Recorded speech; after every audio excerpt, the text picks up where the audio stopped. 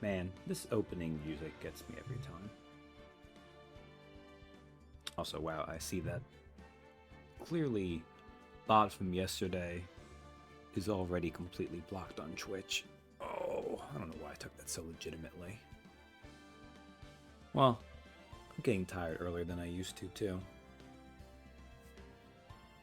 Plus, I'll admit, I kind of figured out I'm getting a little bit, like, tired workout brained from trying to get back onto that. Well, past, like, 5 days has been an unfortunate revelation of how much I've lost, having taken it easy for, like, a year. Okay. So, tonight, I'm starting a little early, because I would like to make up a little bit of time. It's crazy to think I was racking up like 9 hours of progress and engage when I was doing that. Partially because I just wanted to get done in time and just easier, I guess. And then here you look at like how long I've been on Trials and Tribulations, dragging out a little bit. But this Turnabout Beginnings, it's a really interesting case. This comes up more in the franchise later on to come. This is where they really came across the idea of, how about instead of one big final case, we kind of work up to it. So this is episode 4, but this is also episode 5, part 01, really. Ooh, see a little internet hiccup already early on. Well, that's fine. Drop frames don't matter too much for this game.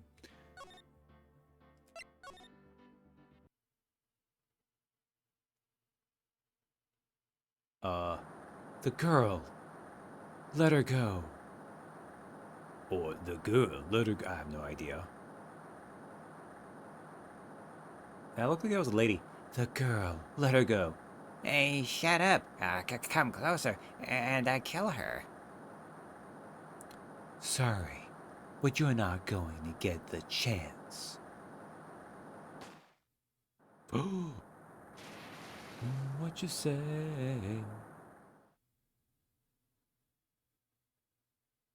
I don't actually remember this prelude case at all.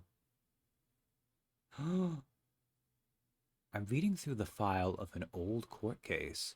It was the first case of my longtime mentor, Mia Fey. Fugitive data. Oh my god. Name, Terry Falls. Charge, kidnapping. Murder. Sentence, death penalty. Fugitive movement. After escaping, Falls met with and then murdered Sergeant Valerie Hawthorne. Recaptured on Eagle Mountain about 8 hours after his escape. Her very first client was a death row inmate who had recently broken out of prison. That was a whole year before Mia and I ever met. Oh, the music for this, too. 6 years earlier, Mia Fey, first trial. What was going on with Phoenix there, too? Well, that looked like it was a... Well, we'll get to that later. February 16th, 9:24 a.m., District Court, Defendant Lobby, number 4. Oh, I'm so nervous. I feel like I'm going to die. I never should have accepted this case. Eek! Ah, good morning. Don't be so jumpy, Mia. I didn't do nothing. I swear, I didn't kill nobody. Terry Falls, my first client, sentenced to death 5 years ago, and now, a prison escapee. Just relax, Mia. Make small talk and try to relax him. So why did you escape anyway? Eek. I'm sorry. I'm sorry. Ugh, I didn't do nothing. I didn't kill nobody. I'll never lie. I didn't escape from nowhere. But Mr. Falls, the police just recaptured you 2 days ago. Ugh, sorry. I told a little lie. Oh boy. But anyway, I didn't do it. I never killed nobody. Um, Sorry for asking, but you're on death row, right? Ugh, ugh, ugh, Eek. I'm really sorry. They sentenced me to die 5 years ago, but I was tricked, I tell you. That woman, she lied in her testimony. That's why I got the death penalty. Oh, look at him. I swear it. I didn't kill her. I could never do that. Maybe I should. Okay. 2 days ago, he escaped from the police wagon when it crashed. Let's look at the court record real soon. Also, like, goddamn, Phoenix's first case. My childhood friend who is too much of a dumbass to commit murder. I'll save him from this charge. Mia, oh, I'm gonna try to help get this escaped death row inmate off. Like, goddamn. Mia rolled up to her profession, ready to play. Attorney's badge, proof of my profession. It's brand new and sparkles in the light. Valerie's autopsy report, stabbed with a knife in the back, died from blood loss between 4 and 5 p.m. Terry Falls, age 25? Okay. age 25, my client, sentenced to death 5 years ago, escaped from custody 2 days ago. Valerie Hawthorne, age 23, police officer and the victim, the key witness in the case against Falls 5 years ago. So they were 20 and 18 back then. Then about 8 hours later, this woman was murdered before the police could recapture him.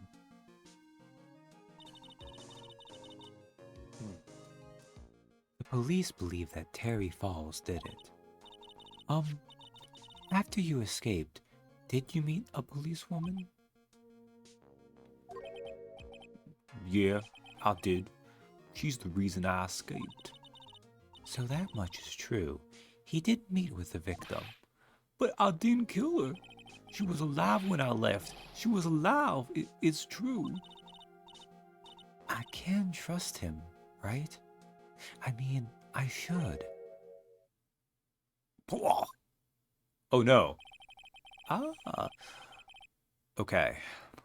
Now this is where I have to. This is going to be difficult here. Okay.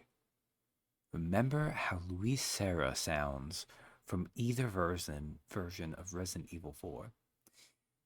You're not going to figure out the truth by just staring at the guy. Why are you here? I came to see how a little kitten was doing all alone in the big, scary lion's den. I thought maybe you'd like someone to play with.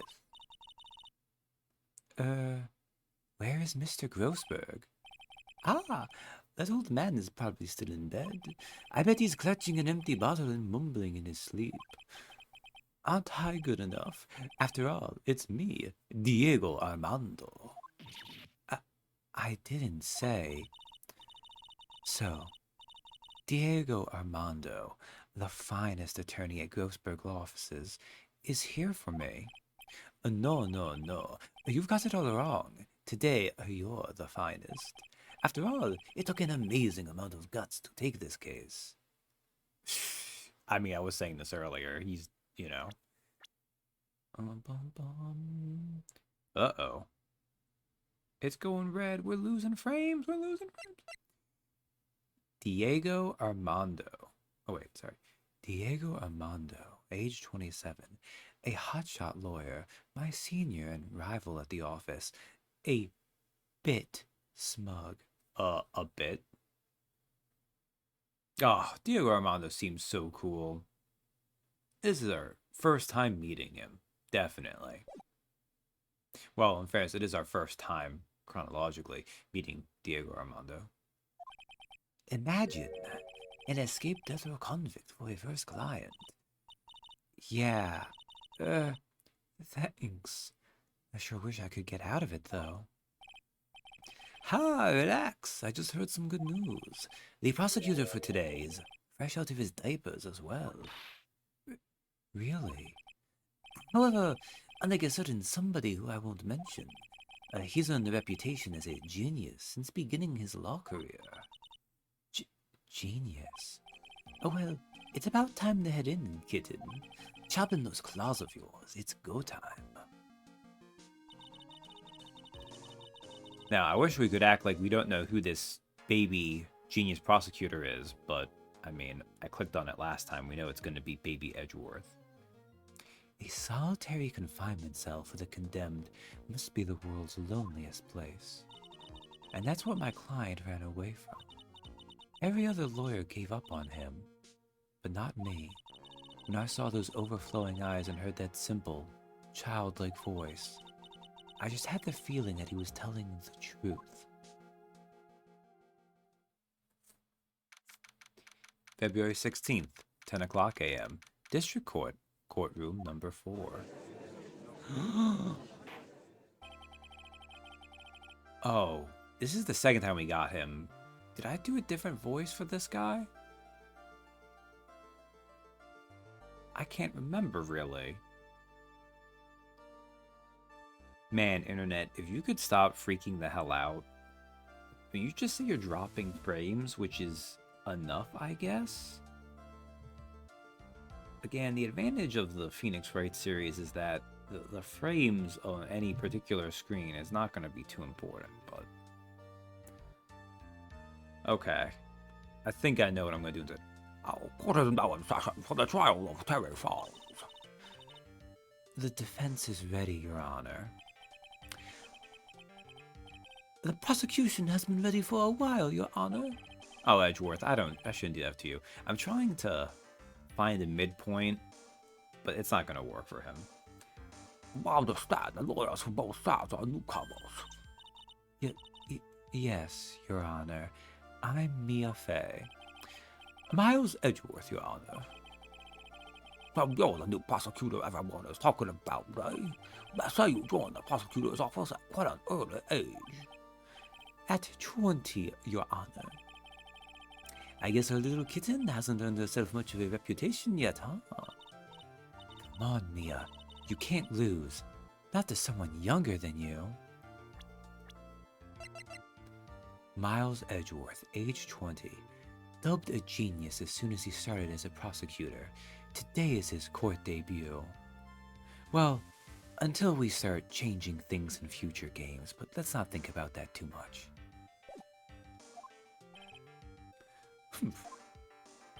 Oh, young people running a trial. Well, I'm not too sure how I feel about that. Now then, the defendant in this case is currently a felon on death row. 2 days ago, he escaped from a police wagon. Is that correct? Precisely. But the defendant is not on trial for escaping prison. On the day that the defendant escaped, a policewoman was murdered. So, we're here to determine if Mr. Falls was responsible for her death. Wow, what a weird coincidence that Diego Armando seems to also drink mugs of some kind of beverage. Perhaps something like coffee. You got it, kitten? Well then, Mr. Edgeworth, let's hear your opening statement. Yes, Your Honor. It was 5 years ago. The defendant, Terry Falls, was sentenced to death in this very court. His crimes were kidnapping, extortion, and murder. The girl he threw off the bridge was only 14 years old. Well, truly a horrible crime. I remember it well. There was no decisive evidence, so the trial was long and protracted. Correct, but in the end, what finally decided the case was a certain witness's testimony. Oh my god, look at Edgeworth here. Look at how baby he is. He's so young looking. I arrived 15 minutes late. I blame society blamers. Yeah, society blamers pretty bad. Look at him. He's still doing the finger point and everything, but he's so... Even though this isn't like, this is 6 years ago. Like, it's not like he is that much younger, but he's just so innocent and fresh-faced. A certain witness's testimony. He still has the light in his eyes. Exactly. Which is astonishing. You think Ron Carmen would have crushed it out like right away. A witness's testimony.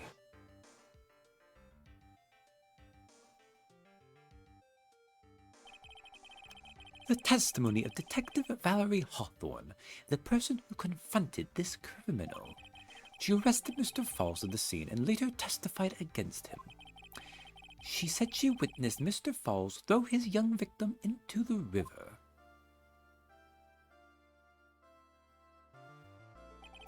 For those who are not aware, Eagle River is well known for its powerful current. Most bodies that fall in are never recovered. So Miss Hawthorne's testimony was the one that put him away. Well, that policewoman you just mentioned, well, that wouldn't be. Exactly. The victim. The same woman that was killed 2 days ago.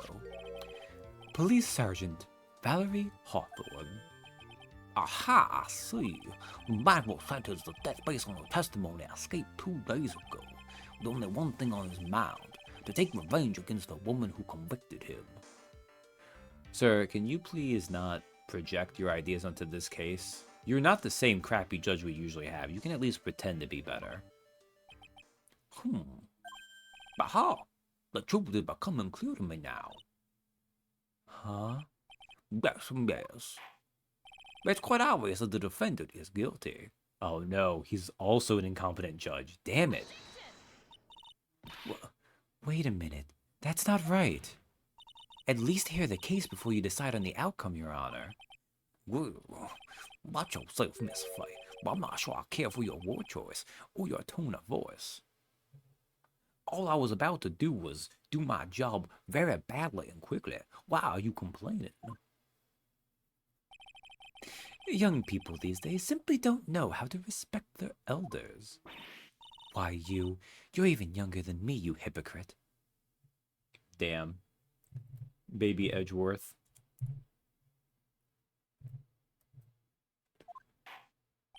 Now then, Mr. Edgeworth, please call your first witness. I called the detective who was in charge of the initial investigation of this case. Look at how light Gumshoe's coat is. Witness, state your name and occupation. Gumshoe, Dick Gumshoe. I'm the homicide detective in charge of the case, sir. I finally got promoted to the detective division half a year ago. Oh my god, he doesn't have all his mold in the coat. I know, right? I don't believe anyone asked you about that. Well, hey, ma'am, you got any idea how much work it takes? Oh wait, oh man. How much work it takes? What is it? Oh no, Gumshoe. You're really gorgeous. Excuse me? No, seriously. My heart, it's aching for you. Gumshoe, please. Sir, you are Dick Gumshoe, age 26. Dick Gumshoe, age 26. Homicide detective in charge of the initial investigation. Still new to his position. Like, all these just infants deciding this case. Detective, pull yourself together and try to be professional. Otherwise, I'll write you up on contempt so quick that something other than your heart will ache.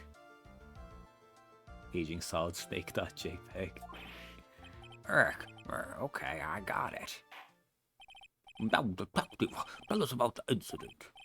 Yes, sir, right away. It does hurt, though. Like, we have the other side of being older now, too, where it's like, also, like, look at all the adorable younger people. But it hurts, too. We use it to cover up the pain. The victim was Sergeant Valerie Hawthorne, a veteran on the police force. She was stabbed in the back with a knife and died from excessive blood loss. That much is already stated in the autopsy report.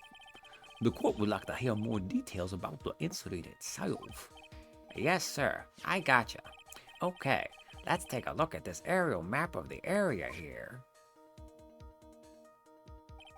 I don't think... I'm trying to do like a very slightly younger sounding Gumshoe, and I think I'm failing drastically at it, but this is where we're at tonight. This is a sketch of Dusky Bridge, an old suspension bridge, and the river that runs under there is Eagle River.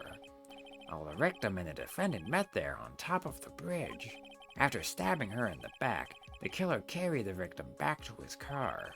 He was recaptured at a police checkpoint as he was trying to make his getaway, sir. Oh yeah, that makes perfect sense. I'm gonna kill someone, and instead of throwing the body into this convenient, fast-moving river, where bodies are almost never found, I'm gonna carry them back to my car. Like, I know this is Phoenix Wright world, and we have to do a defense. But in any real thing, it's like, my god. I mean, I guess a lot of times when people commit crimes they're not in their right mind, they don't always think logically, but my goodness. He was recaptured at a police checkpoint as he was trying to make his getaway, sir. I see. Dusky Bridge map added to the court record. Bridge located 40 feet above Eagle River. What was the victim's blood found on the bridge? The victim, Sergeant Valerie Hawthorne, was wearing a thick coat, sir. Unfortunately, no traces of blood were found on the bridge. Mr. Edward, I warn you that I absolutely despise conjecture. If there was no blood on the bridge, but you have no proof that they even met there. Your Honor. Aw, look at him, still so cocky. If you would listen to the testimony we have prepared, I'm sure you'll be convinced. The two of them most certainly did meet on the bridge that day.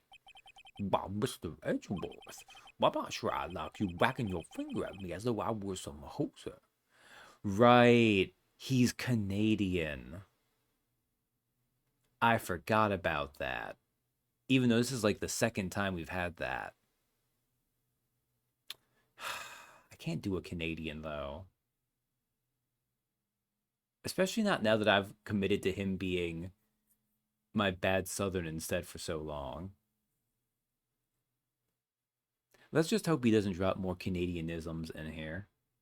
Dude, Minnesotan is close enough. You know, you would think having lived in Minnesota for a little while, I could do Minnesotan too.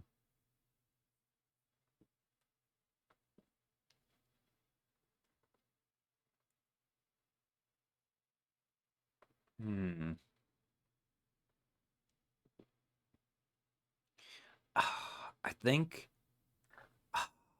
See, if I was a better person, I would have remembered that to do this. But if you're gonna do little writing cues to inform how a character sounds, like word choice or something, or just different ways of writing a word, you gotta do it in their first few lines of dialogue. You don't slide it in like 30 dialogue boxes in. I mean, admittedly, it's not as big a deal if you're just doing something for yourself and you're like in your head doing it. You're just like, oh, you modify the voiceover, but I'm not sure. Oh, yeah. Oh, I'm not sure I like you wagging your finger at me as though I were some hoser. Detective, proceed with your testimony. Yes, sir. The trigger sentence for entirely that accent is, oh, gee, look out for that swamp monster. Oh, entering makes way more sense than entire. I know that was like a autocorrect thing, but I should be able to figure that out. Here we go, Mia. Hang on. Oh, gee, look out for that swamp monster. Okay, now, listen carefully, kitten. One little mistake and this guy will drink you for morning tea. Trust me and get ready. Oh, so Diego Armando has to be new, though. He has a mug of tea. Summary of the incident. On the day of the incident, an unknown person phoned the sergeant and asked to meet. Sergeant Hawthorne went to Dusky Bridge at the designated time and met with Mr. Falls. And that's where she was brutally murdered, sir. The criminal stuffed her body into his car trunk and tried to make a getaway. Mr. Falls was arrested at a police checkpoint we set up at the base of the mountain.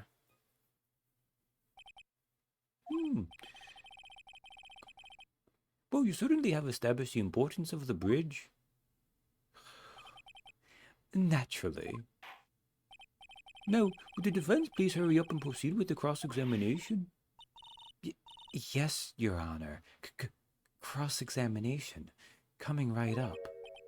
Hey, settle down there, kitten. If you keep trembling like that, you're gonna make me spill my coffee. I'm not trembling. It's just cold in here. Uh-oh, he mentioned coffee, though. It's weird. I mean, could there really be more than one person who drinks coffee in this game? I mean, that makes more sense than the other crazy thing. I mean, look, his name is Diego Armando. That's definitely not anything like Godot. At all. Dick Gumshoe. I know we already read that, but sing age 26. This is fine. It's in the past. Doesn't hurt quite as much. The courtroom can be a cold battlefield, all right. Especially for a big... Mate. Oh, man. He's doing too much for me. The courtroom can be a cold battlefield, all right. Especially for a beginner. I don't need you to worry about me. I mean, the defendant, the witness. Everyone's a beginner in here. Ah, you got me there. But maybe you should keep your claws out and show them what you have got, kitten. Oh boy, Diego, keep that up and there'll be another murder charge. It's okay, Mia. Stay calm. Just remember those court procedure videos you stayed up all last night watching. Oh, Mia. You know what? I do appreciate. So obviously, when we were Phoenix, and I do think Mia's probably always like a little bit of a mess. And as we've seen in Edgeworth's game, he's also a little bit of a mess too. But the whole point is when you're not the protagonist, when they're looking in, they seem more competent than they really are. So, like, obviously, when Phoenix was remembering Mia and Mia was just mentoring him, she was cool, calm, collected, not really a derp. Back in her baby era, now that we see in her head, she's that way too. But she's got a different flavor to her. Like, to be clear, Phoenix would not even think, you know what I could do to prepare? Watch a bunch of court procedure videos. Now, she stayed up all night doing that, which is bad. And is silly in its own way. But that's more prep than Phoenix did for his first case. Summary of the incident. On the day of the incident, an unknown person phoned the sergeant and asked to meet. Did I get any more evidence? No, just Dusky Bridge map, huh?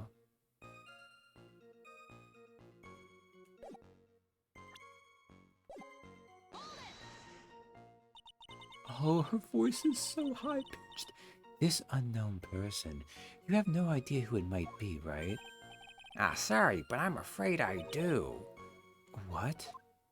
The one who called Sergeant Hawthorne was the defendant, Terry Falls.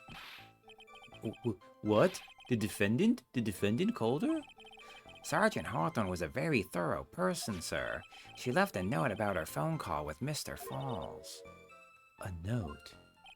Yeah, a top-secret memo that she left in her desk. Victim's note added to the court record.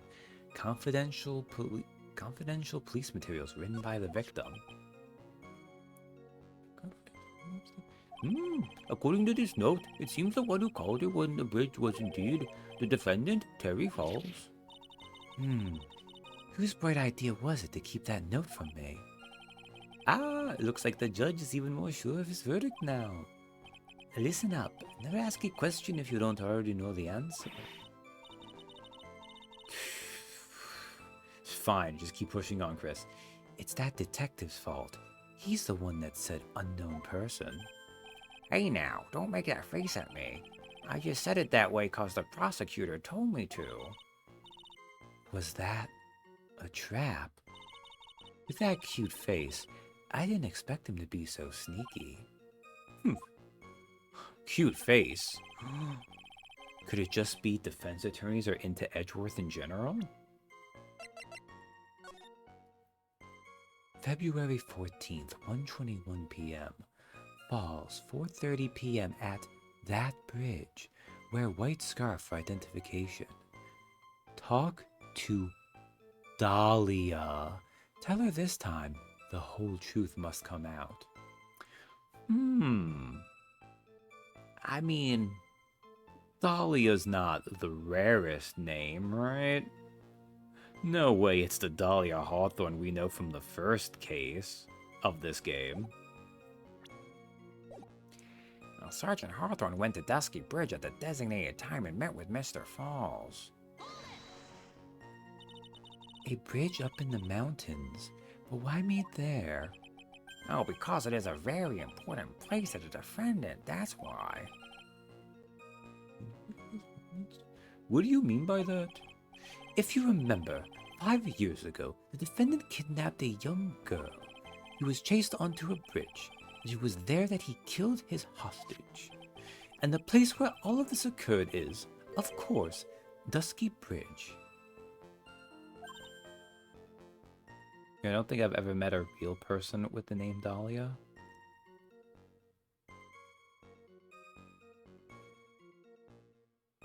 You know, I think that is the case for me too.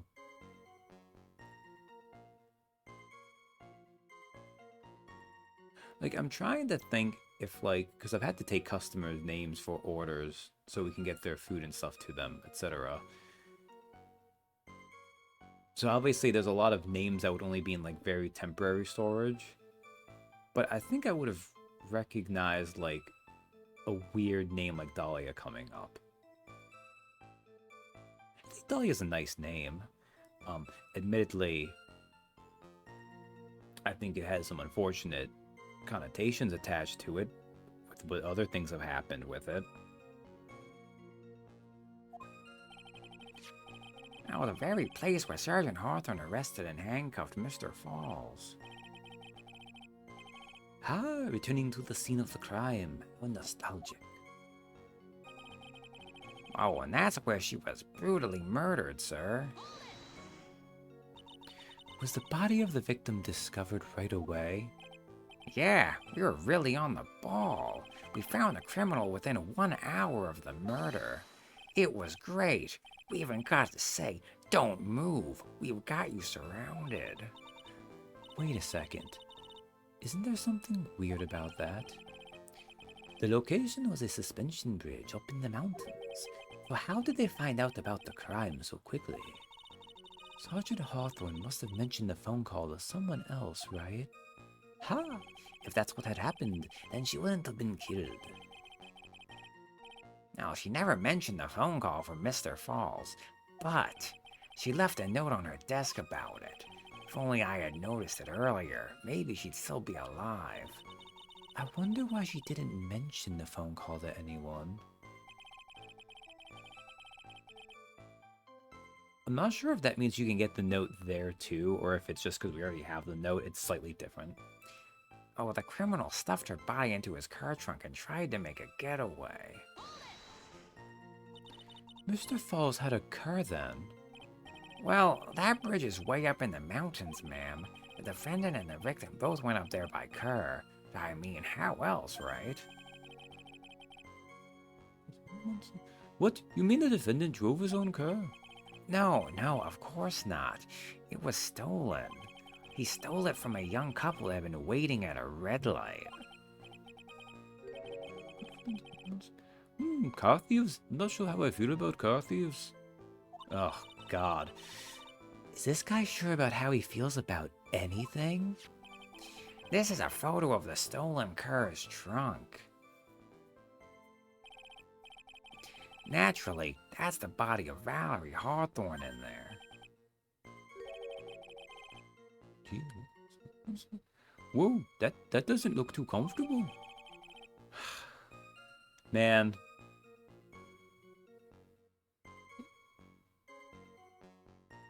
There is...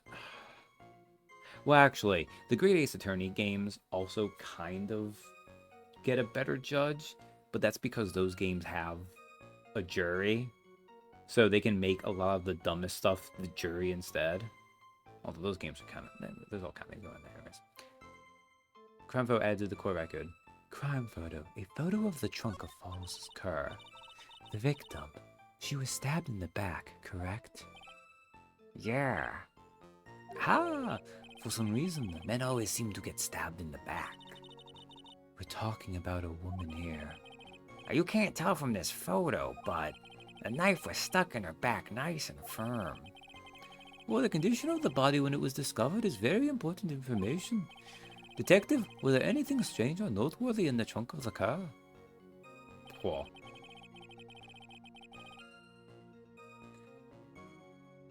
Oh, here's a photo of the trunk. But I don't see anything strange, do you? Anyway.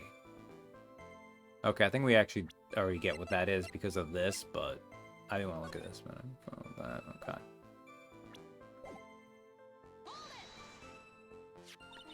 What did the defendant have to say about this photo? What he always says, ma'am. I didn't do it. I didn't do nothing. Well, that's all he says. Nothing? I wouldn't say he did nothing. At the very least, we know he stole a car. Oh, it's just what he always says, Your Honor. And then he always says... Sorry, I told a little lie. Or something like that. Well, in any case, it seemed he was caught and arrested. Precisely. Mr. Falls was arrested at a police checkpoint we set up at the base of the mountain. That certainly is some impressive police work. Well, no, actually, it was way too close for comfort. We set up that checkpoint just after 5 p.m. We figured that Mr. Falls might just try to run. What do you mean it was too close for comfort? The two of them arranged to meet at 4:30 p.m., and it takes approximately 30 minutes to go from the bridge to the checkpoint. That was kinda close. Any later, and Mr. Falls could have slipped right by.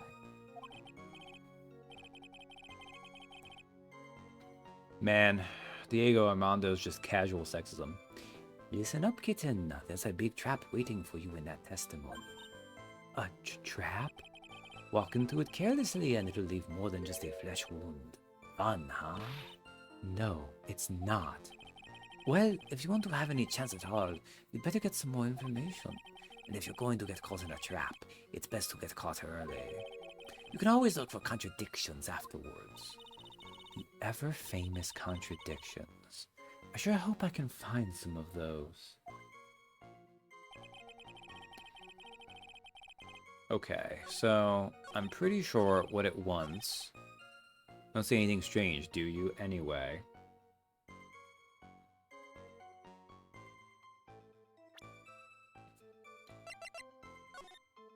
Because this mentions wear white scarf for identification, and what does she not have in this? I don't see a scarf on there.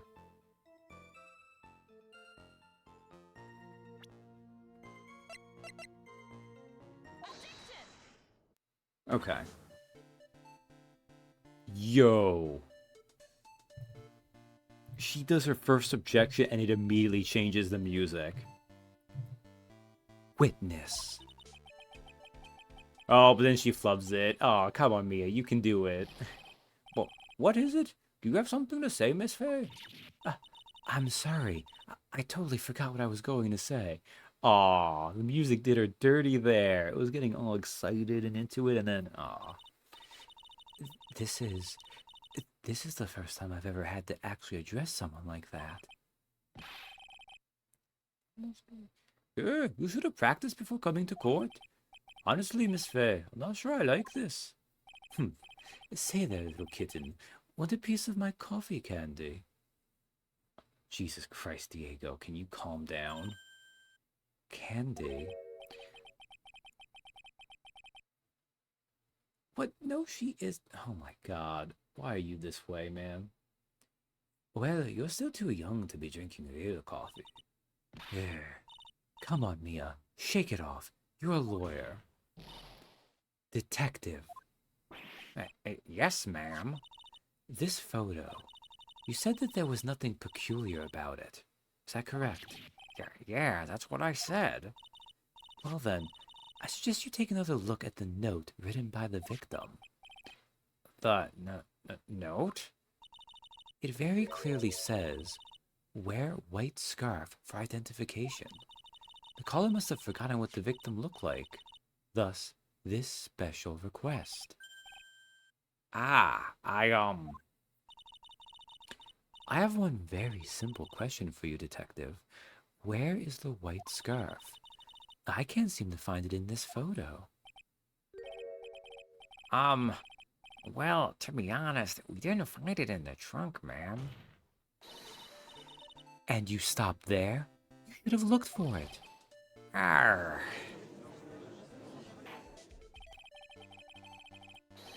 Well, the caller told her to wear it to identify herself, so I'd expect she did just that. Well, Mr. Edgeworth, what do you have to say about this?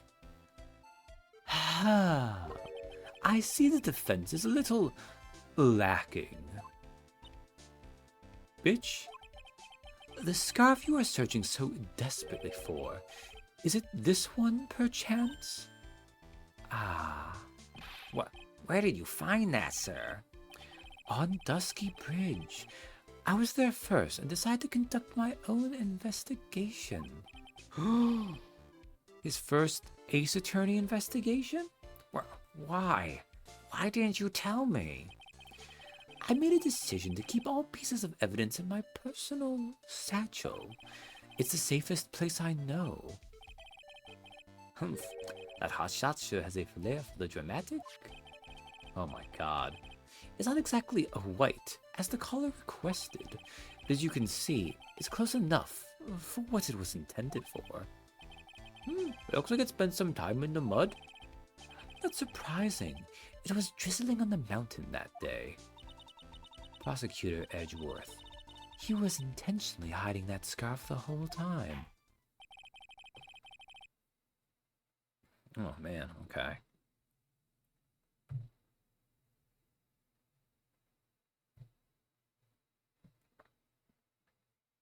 The court will accept the scarf into evidence. I want to also get like the judge like jowly voice into it too, which I was trying to do a little bit with the southern voice until I was reminded he was freaking Canadian again. Worn by the victim at the time of the incident, found on Dusky Bridge. Well, it is fun to be Mia. It is unfortunate that it means I don't have my base voice for any of these characters now. I mean, Edgeworth is pretty close. He's only a very barely altered Phoenix, but still. Now, if the attorney for the defense is finished embarrassing herself. Edgeworth, rude. She just did her job and she did it perfectly fine. I'd like to move on with the testimony. That is all right with you, isn't it, Miss Fay? Boy, would I like to wrap this scarf around his smarmy little neck. Very good. Now, if we're done with this mud-covered scarf business... Can I look at this, actually? On Dusky Bridge... I mean, that's fine, I guess. Whatever. Everyone's scarf identification.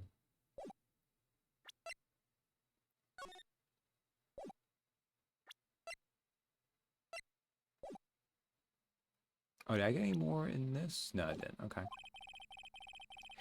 The prosecution moves to establish conclusively and with hard evidence that Miss Hawthorne and Mr. Falls did indeed meet on that bridge that day. Further, we will show exactly what occurred there. That sounds quite promising. I can't wait to hear all about it.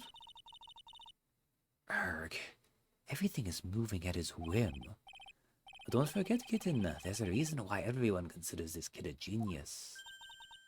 A genius, huh? Events on Dusky Bridge. Well, actually, there's an eyewitness who was there when the incident took place. This photo was accidentally taken by the witness. It shows the Vic wearing the scarf, sir. It was drizzling that day. Unfortunately, it's a little hard to see what's going on. Well, anyway, the criminal shoved the victim down from behind and stabbed her in the back. Well, that must have been when the scarf fell off. Looking at this photo? Whoa, Jesus Christ. You really get the sense that this bridge is very high up? I miss when I do the southern voice. This is fine. There's about a 40-foot drop from the bridge to the Eagle River down below.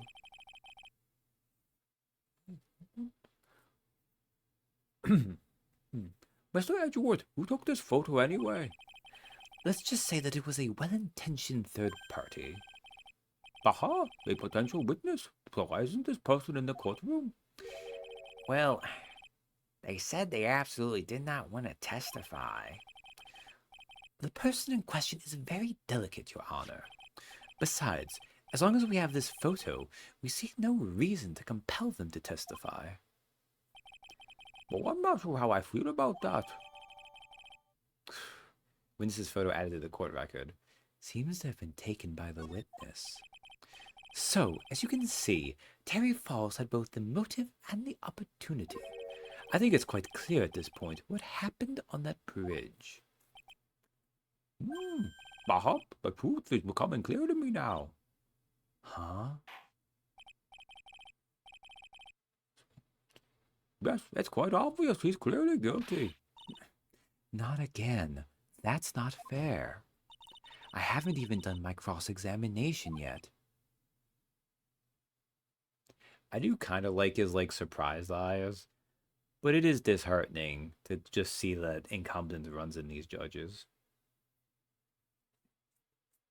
There are at least one or two competent judges in the series. They're just not in this first trilogy. What do you mean? Events on Dusky Bridge. Well, actually, there's an eyewitness who was there when the incident took place. Who is this eyewitness? Oh, she's a college student. A female college student? Oh, that's right. Meaning she's female and a college student, ma'am. She doesn't do well in front of other people, so I came to testify for her. Maybe so, but as the attorney for the defense, I have the right to cross-examine her. For the time being, we're not relying on the witness's statements. That is all.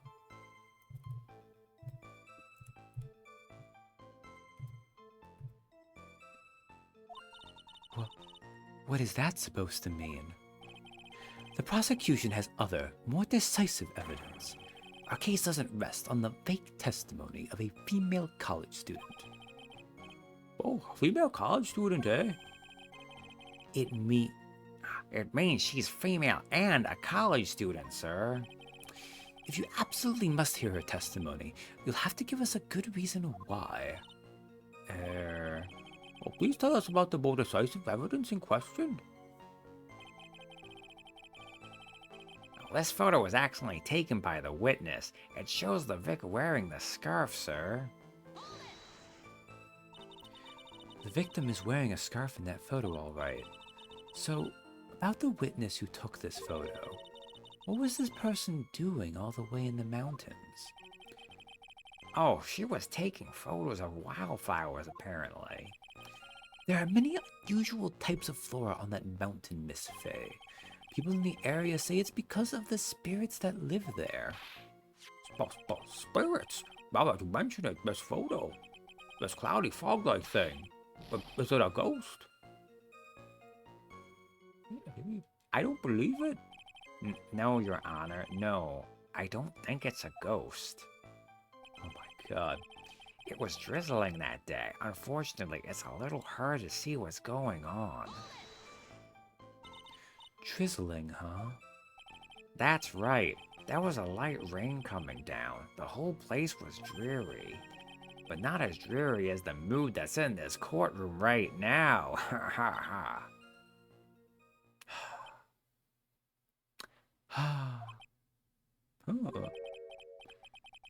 Looks like a cold front just moved in. In any case, the point is that the area was quite damp. There was even some fog. Well, I even slipped and fell while I was on the bridge. It was really something. Anyway, the criminal shoved the victim down from behind and stabbed her in the back. Is that part of the witness's testimony as well? Of course it is. He pushed the victim hard in the back and she fell down right on her stomach. I remember that happening once myself. It was really brutal. Like brutal, but said with Brutal. It was really brutal. I'm sorry, I know it's just meant to be the accent on brutal, but I don't. Broke my brain. I remember that happening once myself. It was really brutal. Are you talking about seeing someone get pushed? Or were you the one getting pushed? What does it mean that you pushed someone down like that once? With his mind-boggling tales and the way he said brutal, I wonder if he's Canadian.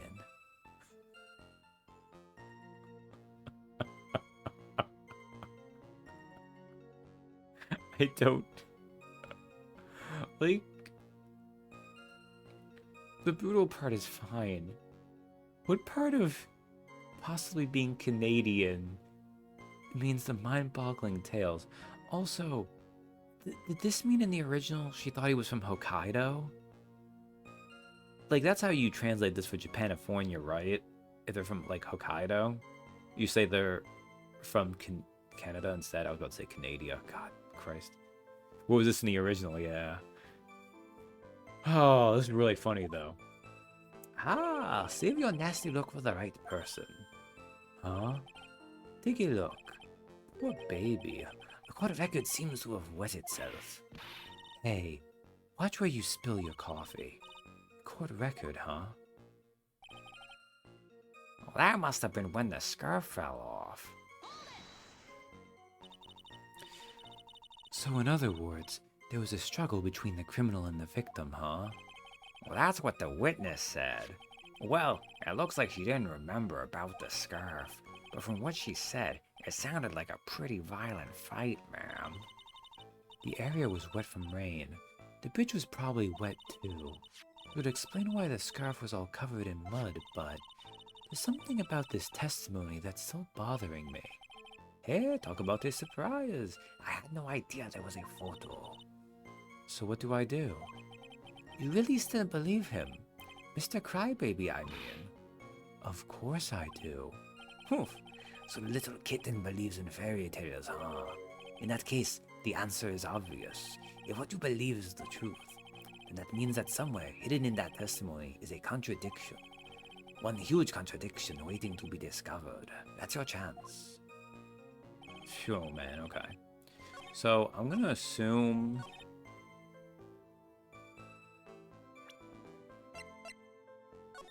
It must be this, right?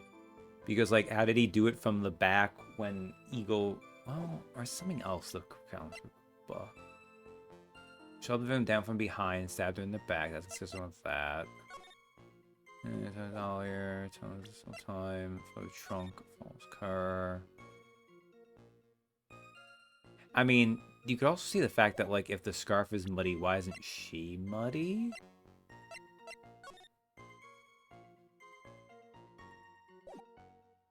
Also, where is her hat, too?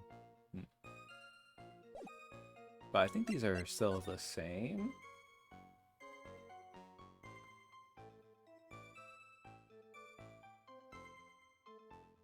Either that or maybe it's the fact that, like, if he's facing her like this, why he pushed from behind. Could that be what it wants me to do?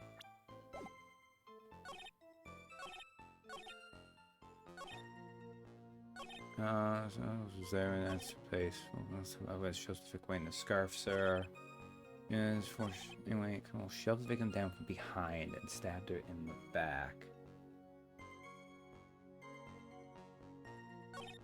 That must have been when the scarf fell off.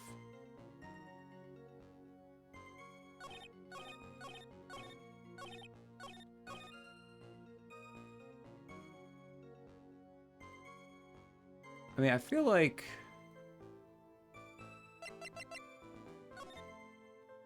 This doesn't make sense, right? Like, how did he get away, and if she ran backwards?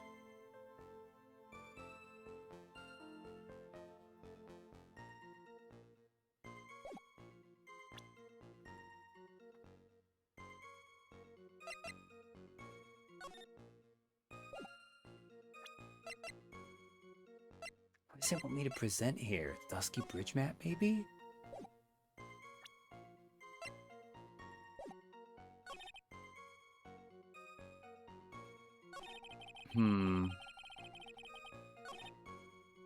That makes the most sense. It does make the most sense. That's what I do. When we believe it's true, and that means someone in the consequently is a contradiction. That's your choice. Okay.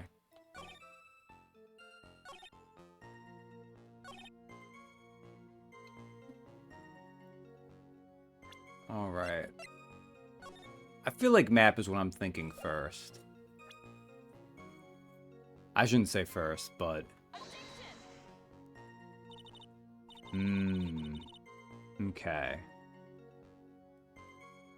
Well, I know this is not going to be accurate, but I did count the ones that didn't work too, so... Your Honor, that statement contradicts this evidence.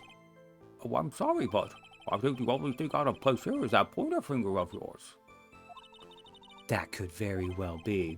Here, take this penalty and try thinking things through again. Oh, that's not a good sign, okay. What's the problem? Pointer fingers are made for pointing. Alright, let me save here.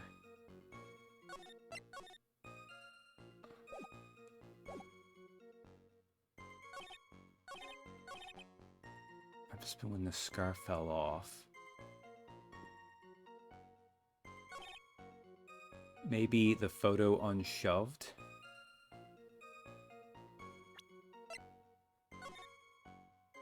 It is weird, right? Because, like, why would she try to run away?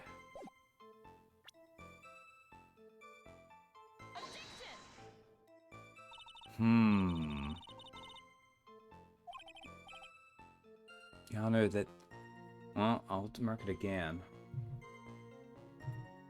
Yeah, I'm not sure what they want here. Okay. I mean, we have the save, so...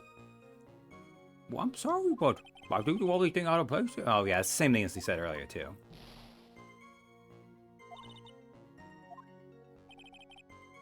Okay.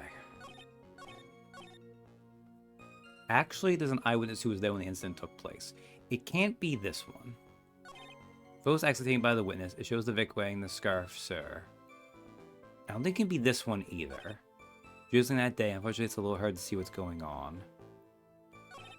Anyway, the criminal shoved the victim down from behind and stabbed her in the back. That must have been when the scarf fell off. I feel like it has to be these final two, if it's any of them.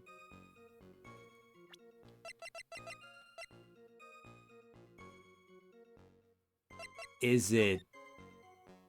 Because admittedly, this doesn't look like she was pushed down either, right? Because if the scarf was muddy, why is her front not muddy too?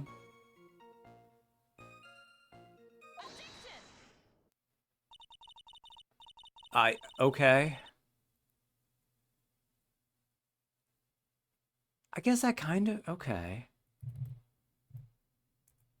I guess I can see the logic of that. So at the time of the crime, there was a light drizzle coming down, correct? Yeah, and fog, too. Just a generally soggy atmosphere.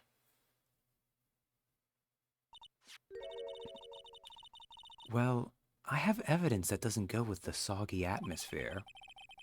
Oh, but this is a photo of the victim's body that was found in the car trunk. You know what I hate?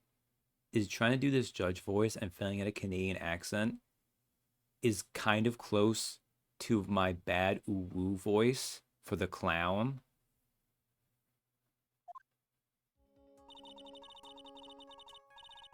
Considering the conditions at the scene of the crime, something isn't right.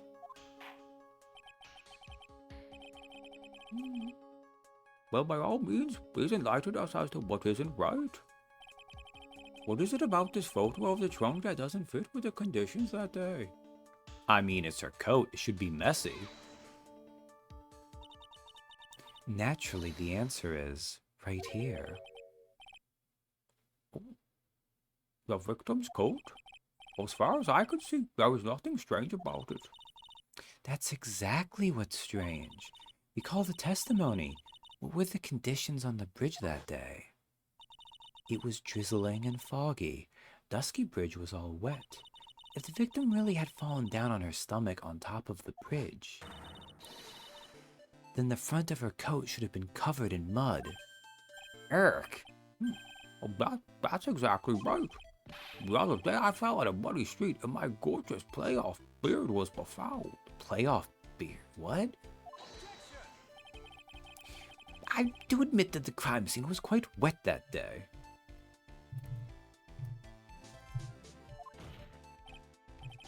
However, that doesn't mean that the top of the bridge itself was muddy. If your honor had fallen in the shower instead of on a muddy street, your glorious hockey beard, pride of the legal league, would be wet, but not muddy. Well, fortunately, I have yet to test that. Still, your point is well taken. Can you prove that the surface of the bridge was muddy that day? The surface of the bridge, huh? Why do I even need to do this? This answers itself. Ah, a real man wouldn't stand for a taunt like this. Neither would a real woman. Damn Diego and his casual sexism. Of course I can. Here's the evidence that proves the surface of the bridge was muddy. I mean, come on, guys. There's only like 7 things. The evidence is this scarf. Ah, It should be obvious. If the scarf fell onto the bridge and got this muddy, it means that the bridge was obviously covered in mud. No, I can't be outwitted by this novice bimbo. Edgeworth! Excuse you, my man. What? Maybe Phoenix shouldn't be boyfriends with you if you're gonna call me a bimbo. Hey, same to you, buddy.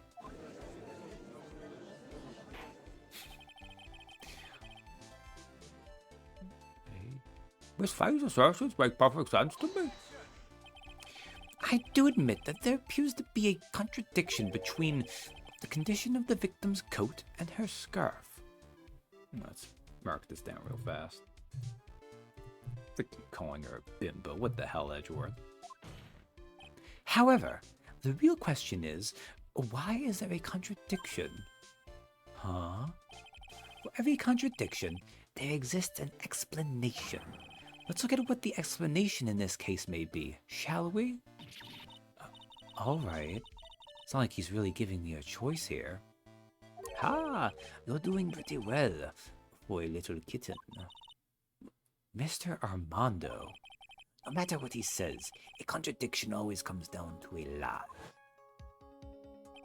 It's either the victim discovered in the trunk, the witness's photo showing the defendant and the victim,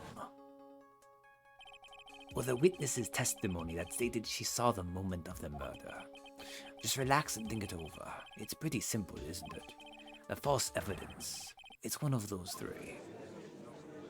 You know, as much as he's an asshole, Diego Armando is a good, like, assistant, though. But what you said just now, I'm not sure I like that. That wasn't me, Your Honor. It was the coffee aficionado over here that said it. Miss Court is not in the habit of accepting false evidence, you know. Blame it on him, Your Honor. He's the one trying to slip false evidence into court. But we won't let him. We'll expose his evidence as the flimsy scam it really is. Yes. The false evidence in this case is the photo, body in the trunk, witness's testimony. I mean, we gotta get the witness in here, right? It is a no-brainer. Obviously, it's the witness that's suspicious. During his earlier testimony, the detective pointed out a crucial fact. The criminal shoved the victim down from behind and stabbed her in the back. Now, is that testimony exactly what the witness claims to have seen? Yeah, That's what the witness told us. That testimony is filled with holes. After all, the victim's coat isn't dirty at all. That's true. It's not just true, it's the truth. If there was a truly decisive witness in this case, well, I'm certain that boy Wonder over there would have called them in the first place. Oh my goodness. Your Honor, the defense requests to cross-examine the eyewitness. The testimony presented so far is not only vague, but contradictory as well.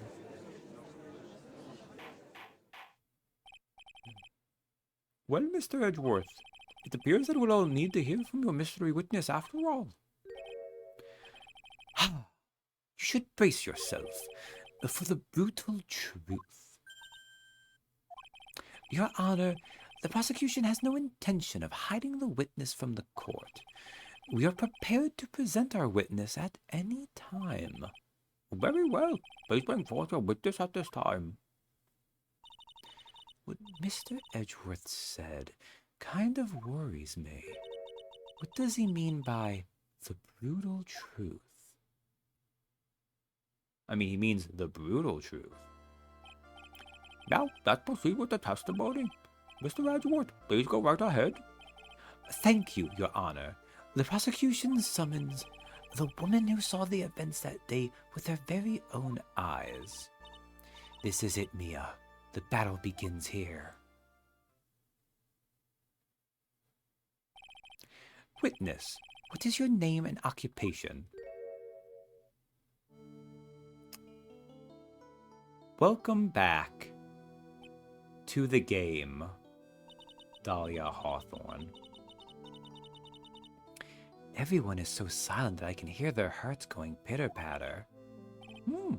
Oh, would I look at you? How could I put it? God damn this judge. You look as scrumptious as a double-double and a dozen donut holes. I feel like I want to hurry up and hand out a verdict just to have a bite. Ho! Excuse me, Judge. Hey, not so fast. As I said before, this witness is very sensitive and delicate. I would ask the court to please exercise care when addressing her. Well, yes, indeed. Thank you, Mr. Edgeworth. You are a true gentleman. Miss Fay, you could learn a lot from this man. If he's such a gentleman, he sure doesn't act like one to me.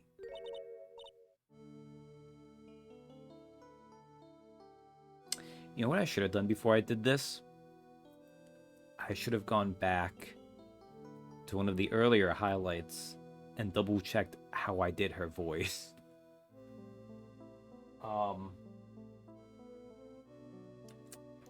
Because I know it's cutesy, because she's hiding the fact she's an evil murderous bitch right now. How did I... It was definitely, like, high-pitched.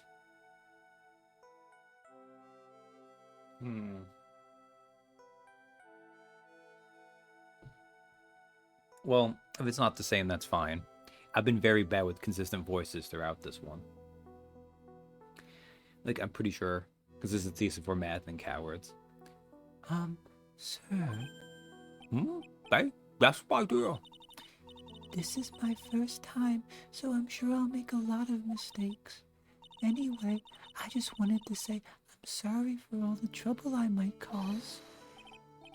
Not at all. It's no trouble at all. Now then, may we please have your name and occupation? My name is, Melissa Foster. Oh, she's already lying. Although I don't think we're going to be able to find this out yet. I'm a college student, a freshman in the literature department. You were on the scene when the unfortunate event occurred, correct? And you were the one who took this photo? Is that accurate? How can you be so mean? Now, stay here. What are you doing shoving that in her face like that? Huh? But it's just a photograph. It's not like it's something dangerous. Next time I'll be forced to penalize you. Uh-oh. I don't like the turn this has taken. God. Is she staring at me? And you would be? Huh? I'm the defense attorney. My name is Mia Fey. I see. So you are... About that, young lady, can you please give us your testimony? Yes, Your Honor. I'll do my best. The witness's photograph. I was using my camera to take some pictures of wildflowers. Then I noticed there were two people standing up on the suspension bridge. Suddenly, they just started fighting. That's when I hurried and took the photo that shows the crucial moment. And right after that, I called the police. By the way, where were you standing when the incident occurred? I believe the map would be of help here. I was standing right over here. I was standing in a beautiful field surrounded by tall cliffs. So you took the photo from that location, eh? I brought the camera I was using at the time, just like Mr. Edgeworth asked me to. Whoa. But the cute camera, just like its owner. Camera added to the court record. Melissa Foster took the witness's photo with this, a small but powerful model. All right then, Miss Frank, time for your cross-examination. But I warn you, make the witness cry again, and you'll feel the wrath of my gavel. Oh, man. Is this another one where I can't press every statement? Okay, let's save real fast.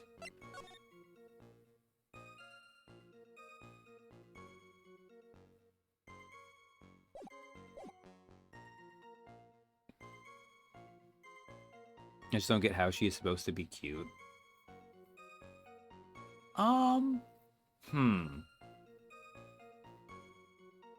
Like, enough to warrant this brainwashing. Oh, that's valid. I mean, I can see it a little bit. Obviously, I think the touch with the butterflies is kind of nice. Because, like, clearly that's what it's meant to be there. I don't think it fully comes across. But I also think that's something that, like, these kind of things really struggle with. Because, first of all, there's, like, personal things to warrant here, right? It's actually very rare that someone is a superlative enough in one of these things where you're gonna get, like, collectively people will agree. But I also think maybe this is from it being upscaled a little bit. It's hard because clearly they don't see the fact she has shadow eyes of evil, right? Like, for us, it's very clear she has these, like, weird, sketchy, hollow dead eyes because she's evil. I assume that they don't see that.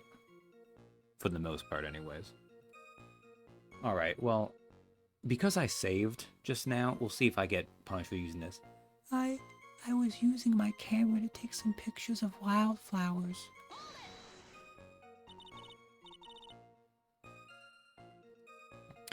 Did you say wildflowers?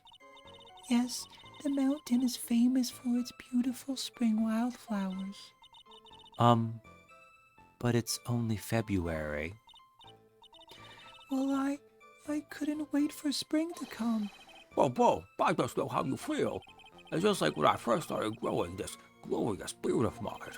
I just couldn't wait, so I wore a dyed blonde Santa beard until mine grew in properly. Okay, Judge. Alright, you know what? I think the stupidity flavor of this Canadian judge is starting to wear me down some. Would you mind if we got back to the facts of the case, Your Honor? Okay, good. It looks like we can do all the pressing I want. Good. I noticed there were 2 people standing up on the suspension bridge. Was there anything strange about the 2 of them? I'm a bad girl. I know I am. It looked like they were having a really serious conversation up there. So I decided to watch them, like some kind of peeping Tom. Oh, no, not at all. Everyone is like that. I love watching other people fight, too. In fact, I can't get enough of it. Man, JoJo voices. Well, actually, that's why I took this job in the first place. Too much info, Your Honor. In any case, it's perfectly natural for you to have kept watching them, especially dressed as they were. Well, anyway, I was watching them very closely. Suddenly, they just started fighting. Do you have any idea what they were fighting about? No, I have no idea. Why do you ask that? Oh, I just thought that maybe you overheard what they said. Uh-oh. Uh-oh. No, please. I would never eavesdrop. I've got more class than that. No, don't hurt me for this. That's right, Miss Fry. Don't drag the witness down to your level. Okay. You just said you were a peeping Tom. Yeah. Look. Peeping Toms, that's an okay level of being a bad girl. Eavesdropping, though, that's a step too far. That's when I hurried and took the photo that shows the crucial moment. Why did you take a photo? Well, the 2 of them were really going at it. Ever since I was a little girl, I always wanted to be a news reporter. I guess that part of me just kind of took over. Smells like a lie to me. Oh, yes, I understand completely. Even now, I can't completely abandon my boyhood dreams. Oh, that's painful to read. I still use my grandson to test my comedy routines on. Man. Oh. No one should be subject to their grandparents testing out their tight 5 on them. So he wanted to be a comedian, huh? Not that it has any bearing on this. All I could do was to use my camera. So I took the photo of the crucial moment and gave it to the police. Especially because when he says that, I'm assuming he means like a Manzai style routine. And like, I know that it doesn't translate well, but I feel like bad Manzai is a very, I mean, all bad comedy is miserable. Something about bad Manzai especially, though. And right after that, I called the police. You called the police? Yes, because it looked to me like the murderer was going to try to escape. Although, you know what? I'm not sure a bad... Like, I guess something bad was... Because really what I want to throw under the bus... Because now that it's dead for a couple weeks, I feel like a really bad gag series is also its own kind of hell. Bad Manzai is a special hell that becomes longer the closer it is to ending. This is true. Like, I've been... Okay, we'll take a brief moment here. Because we went from having a very shitty gag series in Nice Prison that ended in Jump. Now we have... Oh god, is it Someone Hurts? I don't remember the beginning of it. I know it's Hurts, though, because it's Hurts like a frequency, because radio-based. But the nice thing about that is instead of being another gag series, it's a comedy series. Someone Hurts, yes. Okay, thank you.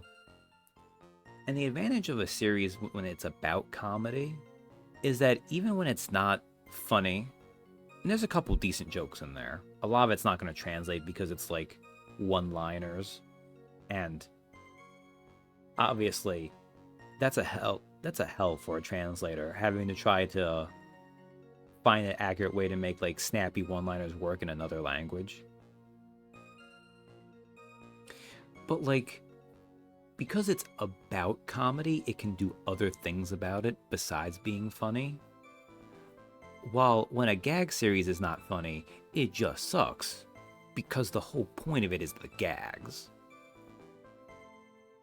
It's weird because you'd think that'd not make it as big a difference as it does, but it does. Yes, because it looked to me like the murderer was going to try to escape. We were already moving before the call even came in. Thanks to the victim's note, we'd already started our operation. That was certainly tough luck for the criminal there.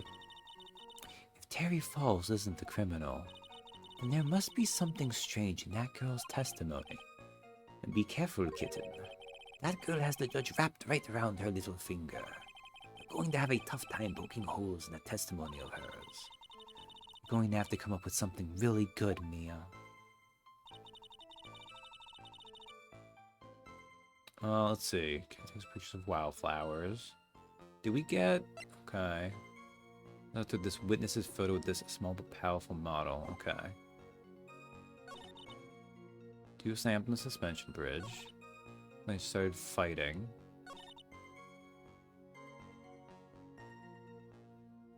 I hurry into the photo that shows the crucial moment. Okay. Grab that, call the police. Okay.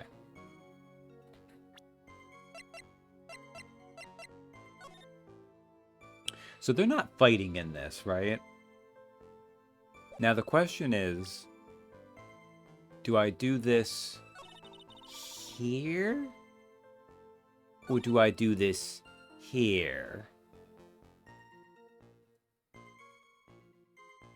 Because it's the lack of fighting that is why it... See, I wouldn't worry about this, except we're already down to almost half health. I would assume the latter.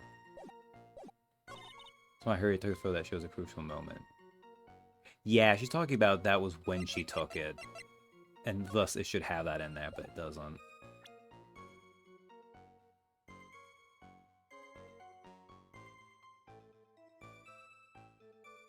Eh? Okay. It might have worked on both of those too. Like, it sucks because there are times when the game is actually reasonable and it gives you like a little bit of wiggle room in what you present or where you present it. It's just unfortunate early on. I guess that was supposed to be really obvious and it just wasn't to me. Witness, when you said you took a photo of the crucial moment, is this what you meant? All I can see in this photo are two people facing each other. You testified that you saw the two of them starting the fight. Normally that's the kind of thing we would refer to as a crucial moment. Why haven't you presented a photo like that? Well, you see... The photo we presented was the only one there was. But if you really wanted to capture the crucial moment, then what happened next? You must have taken a photo of it. No.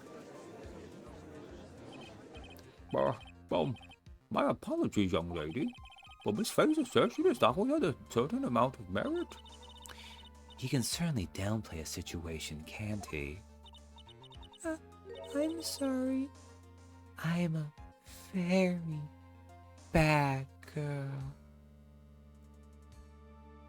The other thing that's odd to me, I don't know if maybe this is because I think the localization maybe tries to make it a little bit... Well, I don't know, though. I think these are only at most, like, teen-rated games. Because they just mostly have clean murder in them. But I know a lot of times localizations will kind of turn down content some. So I don't know if maybe, like, her cuteness is also meant to be, like... But it's meant to be cuteness, right? Like, she still uses it to wrap men around her finger. But, like, she's not a sexy character sex appeal. It's a cute moe sex appeal. But the very bad girl thing. She's definitely meant to, like, work in that gap moe kind of thing going on.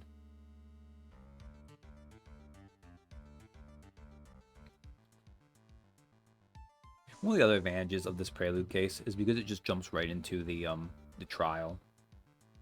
I don't necessarily mind the investigation phases, and they have some neat elements, but the trials are where the game shines. So this kind of lets this like little prelude case also feel a lot less full of filler. I am a very bad girl. I used it all up. The film, I mean. Oh, right out of film? This photo was the last one. What? Unfortunately, that is the truth. I personally examined all of the photographs she took that day. All the other photos are of the witness herself, playing among the wild flowers. The witness herself? Then who took the photos? Well, you see, my camera has a timer feature built into it. So, you took photos of yourself? I remember taking some photos of myself once too. Please, no details. It seems that Miss Faye's assertion was not so decisive after all. Wait, just a minute. Well, if she had no film left, she couldn't very well take more pictures, eh? Miss Foster, perhaps then you could tell us about a different sort of photo. Oh, speaking of, she must be here. She's what, 19? Yeah, Melissa Foster, age 19, a college student, witnessed and photographed the incident on Dusky Bridge. Photos of the incident that you took with your very own eyes. Mr. Edgeworth, you're quite the poet. Very well then, let's get back to the cross-examination. Let's hear your thoughts on the fight that you witnessed. Yes, Mr. Judge. Boy, this guy is really a sucker for sweet talk. Ah, it looks like the other kitten in the room is the one that's getting all the attention. Yeah, it's sickening.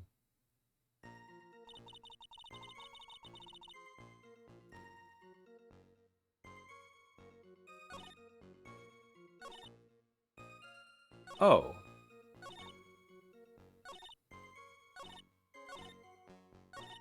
Oh, okay. So we're back here again. How long did you start fighting?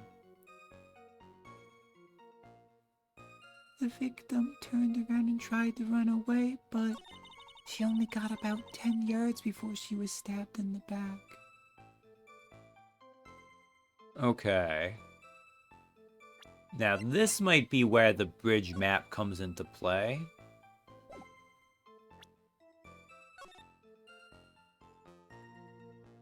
Yeah, because look at that. This map even shows what 5 yards is.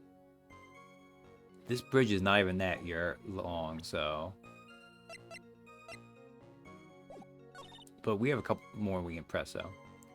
The victim turned around and tried to run away, but...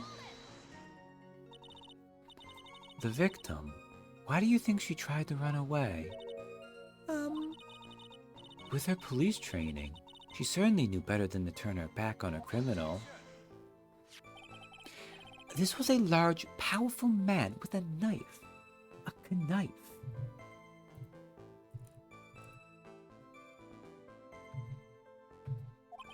If it had been a quaggy woman... Quaggy? Quaggy? If it had been a quaggy woman like you, I'm sure she would have acted differently. What the fuck does quaggy mean? Oh, wait, hold on. Edgeworth, what the... Quaggy? Like a quagmire? That's actually not a ward, right? Marshy and flabby. So it is like quagmire then. Is it quaggy then? Man. Well, thank you, Cam. You saved me a couple moments there.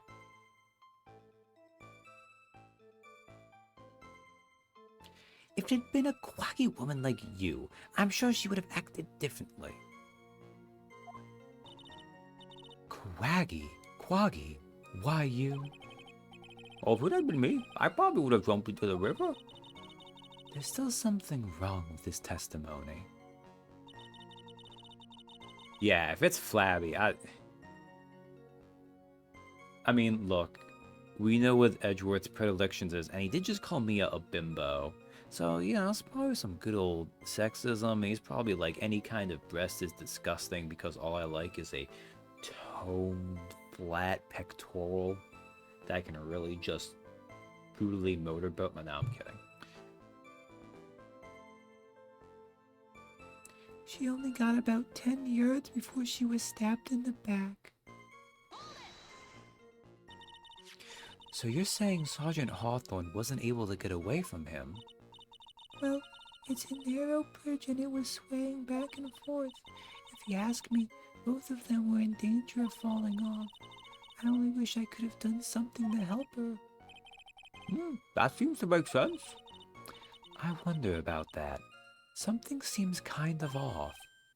Ah, does it now? You have a good sixth sense. When you feel that something's off, that's when you need to figure out why. Terry Falls isn't a criminal. And there must be something strange in that girl's testimony. Okay, this is the same thing as earlier.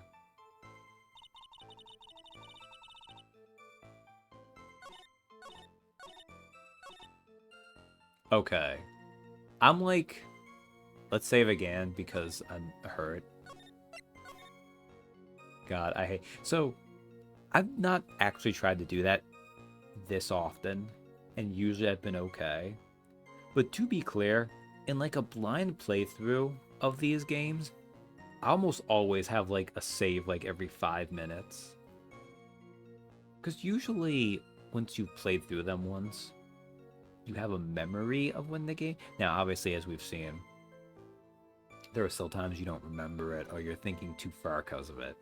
But usually you're insulated from the game losing you.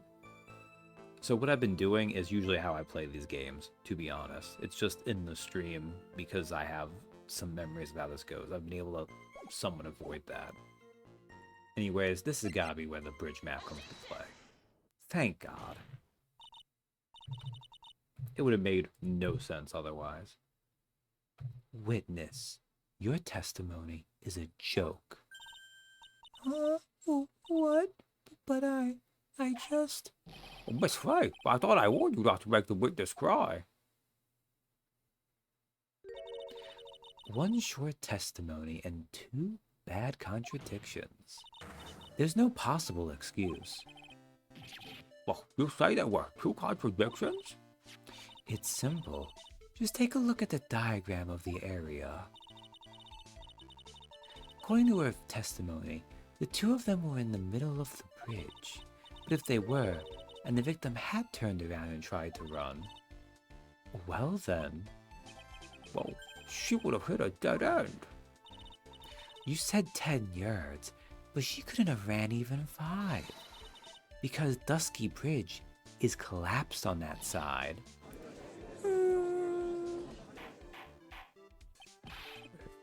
What does all this mean? It's very simple, Your Honor.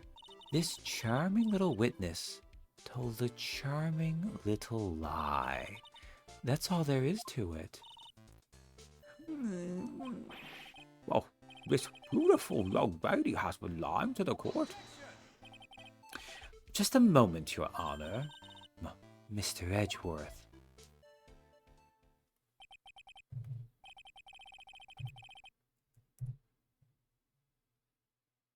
You know, Godot's not like one of my least favorite lawyers. But it is kind of telling that, like, just the rhythm that Edgeworth has. It is nice to have him back in this role. Your Honor, allow me to personally apologize for the confusion. Oh, what do you mean? There's one major mistake in this diagram. What did you say? What are you referring to? It's all because this diagram was made after the incident occurred. It's a very old bridge. We couldn't find any official blueprints of it. Oh, so you're saying?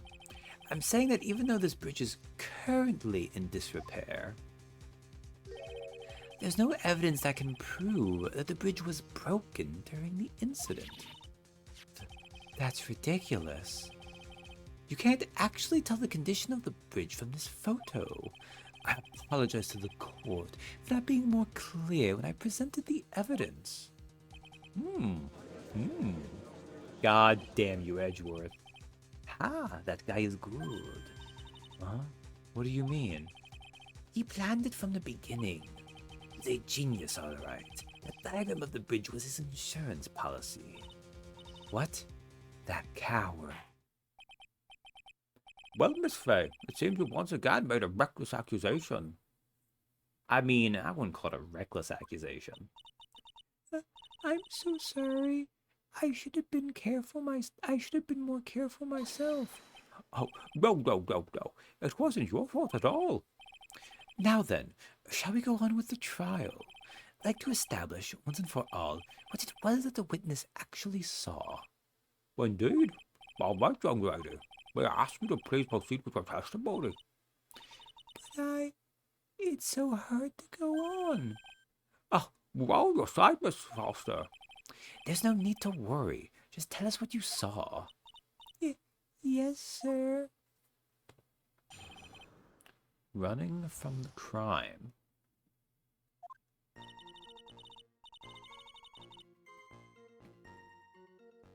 Oh.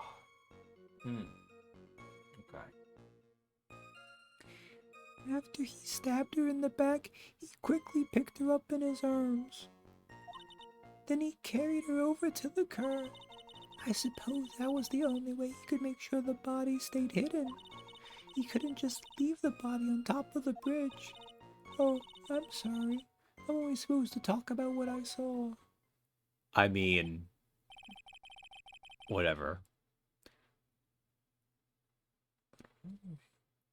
Witnessing such violence must have been difficult. Yes, sir. I'm still shaken up. If he accepts his testimony as it is, we're finished. Just don't say that. Oh, well, maybe I'll stop at my favorite cafe on the way home. They make a really great mocha latte. This trial isn't over yet. That's what I like to hear. All right, Miss Fay, your cross-examination, if you please.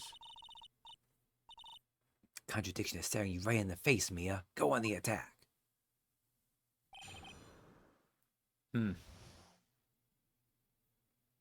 I do think I up-pitched my voice for her to try to sound like delicate. But, oh boy. Swearing a little bit. Okay, let's save again, just in case. Although, again, I think we're fine to press, because no one said anything. After he stabbed her in the back, he quickly picked her up in his arms. Are you saying that the victim didn't fall down on the bridge? Actually, maybe she did fall. Of course she didn't fall down on the bridge. If she had fallen down, this photo wouldn't make any sense.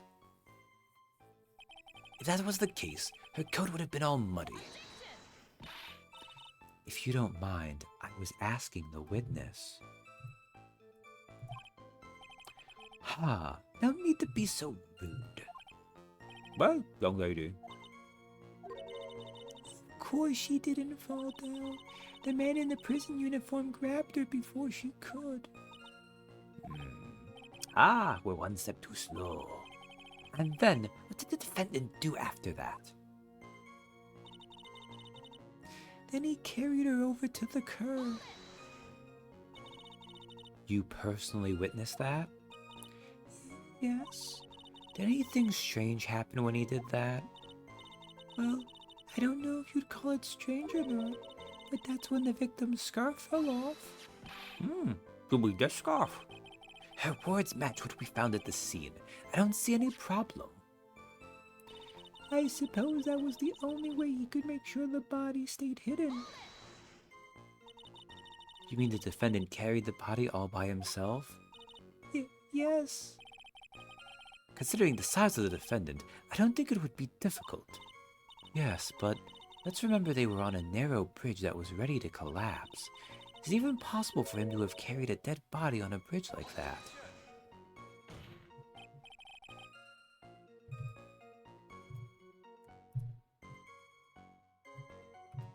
Well, the fact of the matter is that he did. That kind of talk is just silly. Wow. Why did he get so emotional all of a sudden? Well, Miss Faye, if you think there's some other possibility, please share it with the rest of us. You know, that's one of those great moments in the writing of this game where you know in the reverse situation where like the defense is like, well, clearly we're fine because if the prosecution was like carrying a ball and chain and a corpse, I know too because the ball and chain must have been there the entire time. Actually, was it? That is in the photo too, isn't it? Not that one, the witness photo. Yeah, that's a lot of weight. Oh man, he's big and strong though. But like, the defense couldn't get away with that assertion, right? That it just had to happen that way. Prosecution would be like, "Where is your proof?" And we'd have to figure out something. But no, we're fine. He couldn't just leave the body on top of the bridge. Why do you say that? It's already a broken down bridge hidden away in the mountains. Doing anything more to hide the corpse would be going overboard, wouldn't it? Yes, but that mountain is famous among hikers. A surprising number of people go up there. But it's February, right? And it was raining that day, correct? There is also a small temple and a channeling dojo there. You know those monks. They just love cold, isolated places. I think the witness is trying to say that the corpse could have been found at any time. Besides, the witness is merely reporting what she witnessed with her own eyes.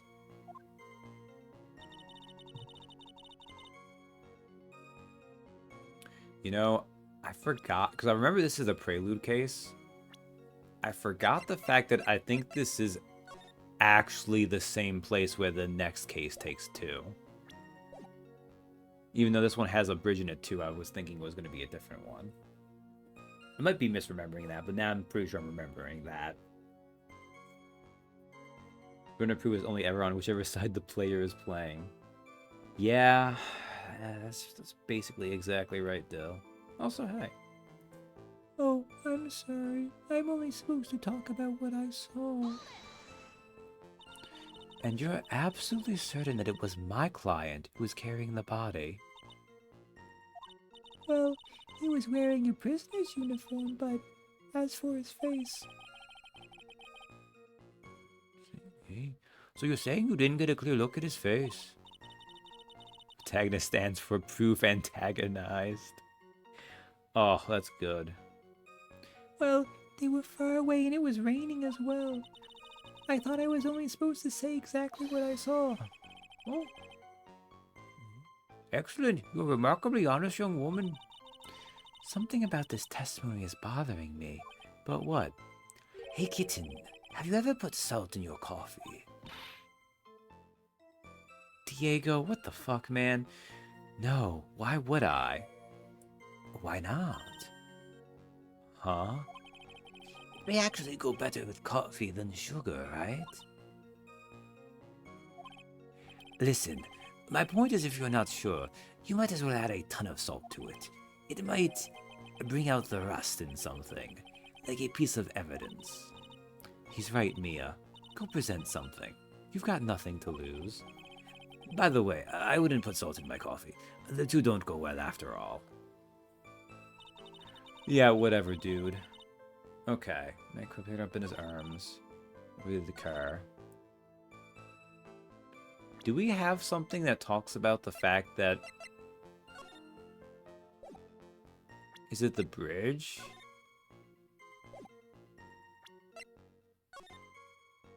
Like, I'm like, is there any piece of evidence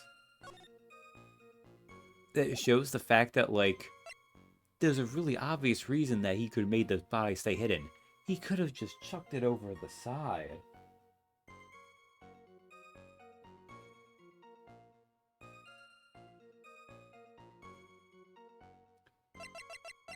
It's gotta be the map, right? Like, that's the only thing that makes sense. And then back to the carry over. I'm gonna wait, you can just...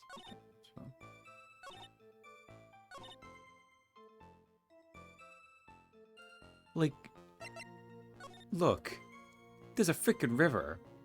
You even said in the earlier flavor text that it was a notoriously easy river to lose bodies in because it moves so fast. Okay. Ah, you may notice, Bill, that I'm missing some health. I got stumped very early on in this case a little bit. So that's got me extra antsy about following the logic of this. A killer not wanting his victim to be found. I can understand that. However, the idea of moving the body for that purpose is clearly odd. There was a much easier way to make sure the body wasn't found. Oh, well, what is it? Take another look at the map of the area, and you'll see how. There's a river right below the bridge. Earlier, Mr. Edgeworth pointed out something interesting about the river. For those who are not aware, Eagle River is well known for its powerful current. Most bodies that fall in are never recovered. Ah, In the kidnapping case 5 years ago, the victim's body was carried away and never found. oh, also Dahlia Hawthorne is currently with the fake name of Melissa Foster. If 10 murders were to occur at that same spot above the Eagle River, you can bet your boots that every other killer would have tossed the body in the water.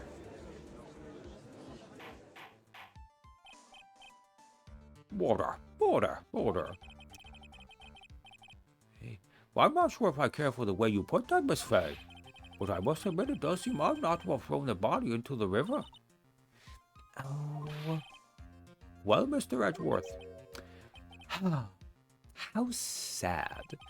Perhaps Miss Faye would do well to try taking a dip in the river herself.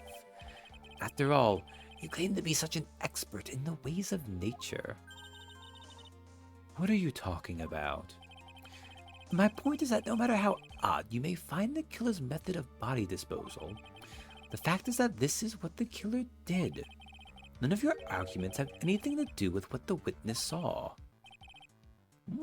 quite true.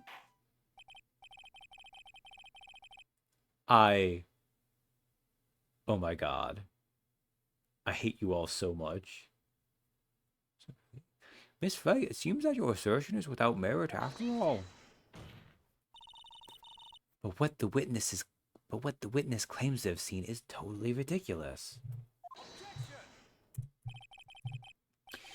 Surely you can't deny that the body was found in the trunk of the car. Oh, that's certainly consistent with what the witness has told us. Ah, please, witness, go on with your testimony. I'll try. All you have to do is tell us only what you saw. Otherwise, the mean lady might yell at you again. Who is he talking about? All right, I'll do my best.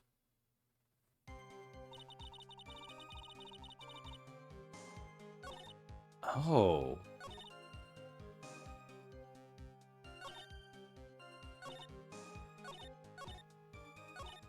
They carried over to the car.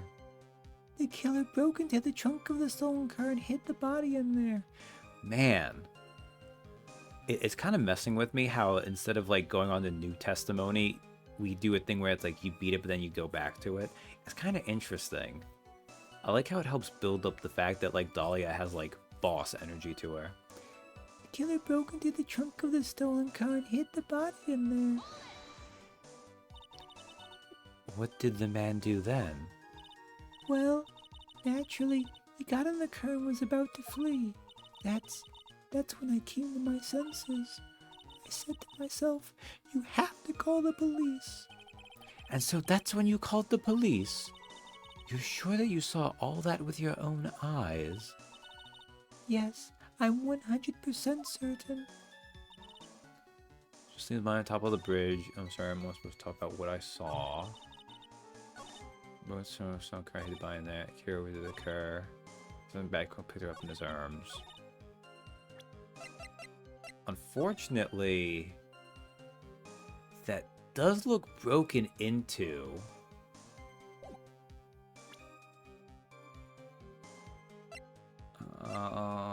Bridge. Dive from blood loss. Another trunk.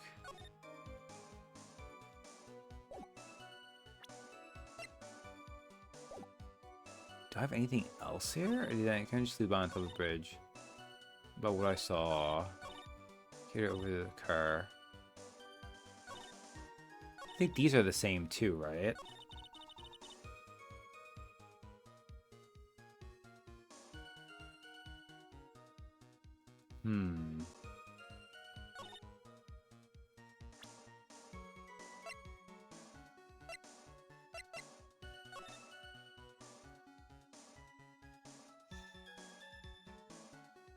Okay, it's not that. Let's look at all of this. It's not the attorney's badge. It's not the autopsy report. Okay. Oh. Man, is this like... Do I just have an issue whenever the game does... I see what it is now. She said she was on the other side of the cliff promontory thing. So she couldn't have seen the car. Is it the bridge map again?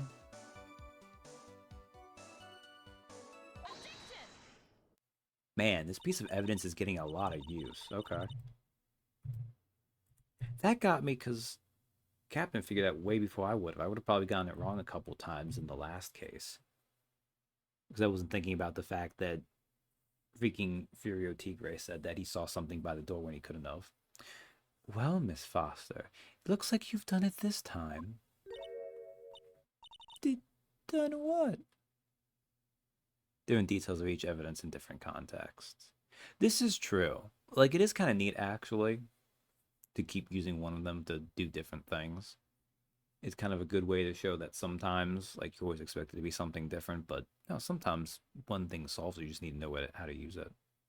Also, hey, Astro Dude. Done what?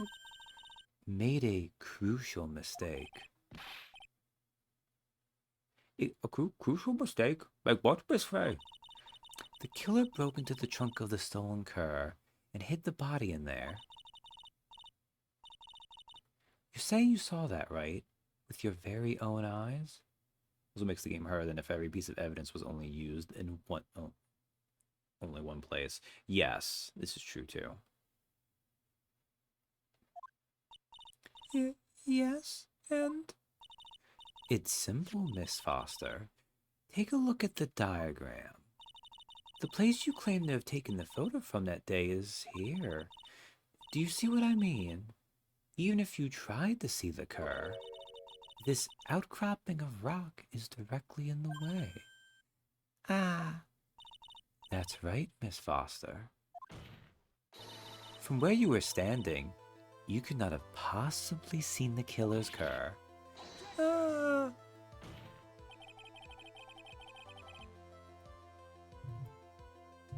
Oh, were you about to say, we're at objections 169, nice. Were you going to say, Edgeworth, that this outcropping of rock suddenly fell in? I admit that the diagram shows a large outcropping of rock. However, it isn't so tall that it would stop her from seeing the car. That's right. I failed to mention the witness is an earthbender.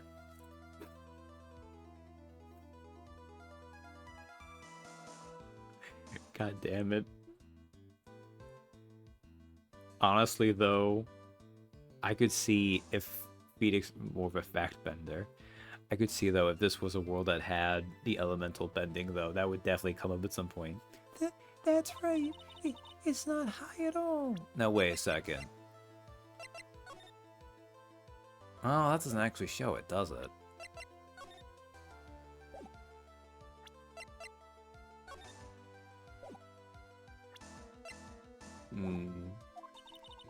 I was able to see his car just fine. I'm so sorry, but that just doesn't wash. I believe it was the witness who presented this as evidence to the court, yes? This is the location that the photo was taken from. Your own photo tells the whole story. Ah, this is true, yeah. Okay. You can clearly see the left side of the bridge, but the outcropping that's being referred to is really more like a cliff. Oh, Your view should have been completely cut off by this cliff, but still, you claim to have been able to see the killer's cur. no. Right? Order in the court. What is the meaning of all this ballyhoo? Your Honor, don't jump to any hasty conclusions.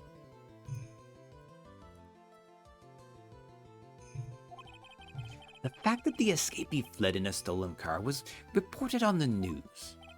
After witnessing a murder, I'm sure you can appreciate that the witness was very upset. She must have heard about the stolen car and convinced herself that she saw it.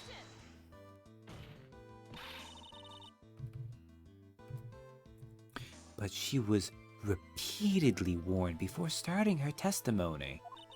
She was told to testify only about what she saw with her own eyes.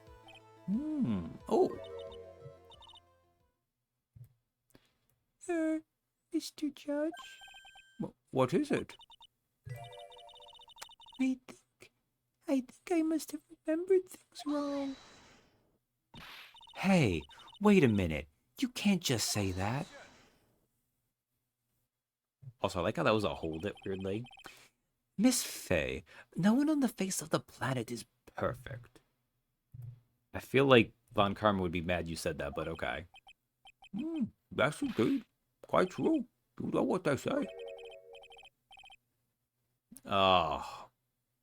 Any of the judges saying this, they should be shot. To err is human, to forgive divine. Well, I'm inclined to give the benefit of the doubt to our witness here. What? That's not fair. What about the benefit of the doubt for my client? Save the tears for later, kitten. Mr. Armando, Don't look back until the trial is over. Now is the time to go forward. but that wasn't fair. Okay, kitten, you need to relax. Then you need to remember the other kitten's testimony. The killer broke into the trunk of the stolen car and hid the body in there. So tell me, how did she know that? How did she know that he broke into the trunk? Aha!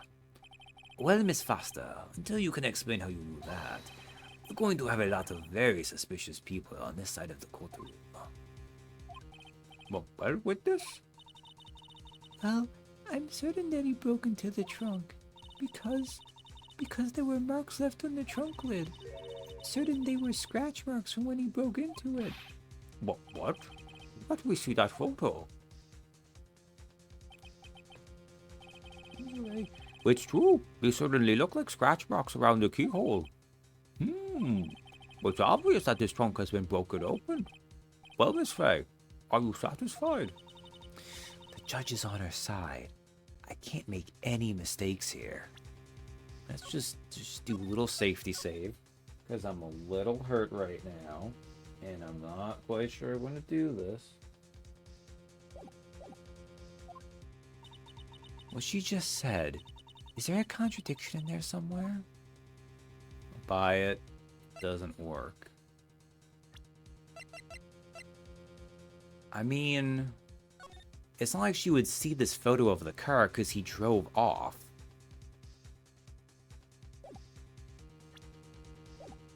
It doesn't work. Melissa Foster, looks like you finally betrayed yourself. What?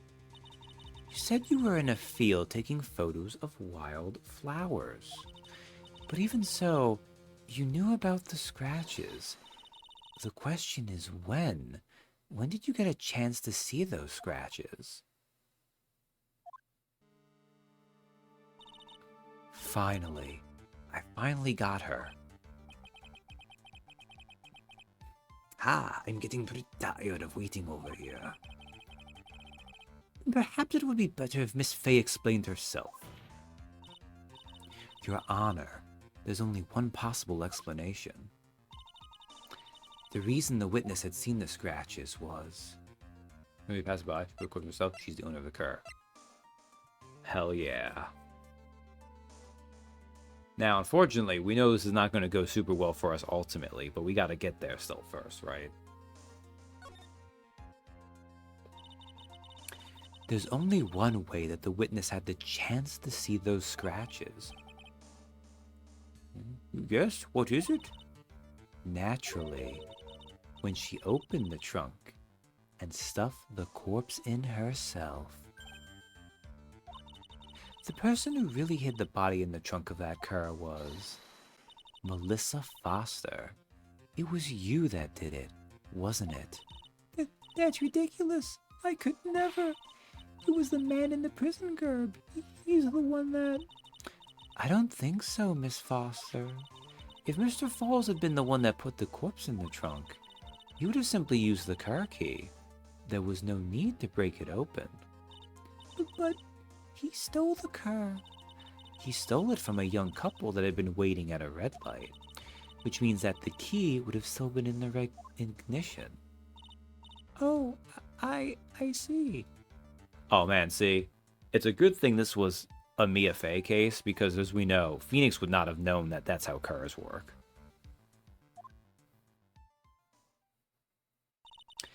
Thank you for telling us about the scratches, Miss Foster. Without that, we never would have uncovered the truth. That it couldn't have been Mr. Falls that put the body in the trunk. No. Preposterous! To even suggest that the witness put the body in there. If that were true, then how do you explain the photo that she took? The corpse could only have been put in the trunk when the incident occurred. 73. We already know that at the time, she was taking photographs. Yeah, but her camera has a timer function. Now is your chance, Mia. Finish this thing. On the contrary, I'm not so certain about that anymore, Mr. Edgeworth. There's no need to think too deeply about it. What I'm saying is the shutter for this may not have been pushed by Miss Foster herself. Melissa Foster took the witness photo with us. Has a timer function. Let's take another look at this camera and see what features it has, shall we? There's a timer built into it. Even a mini tripod. Why, it's almost as if she had brought this camera just to take this picture.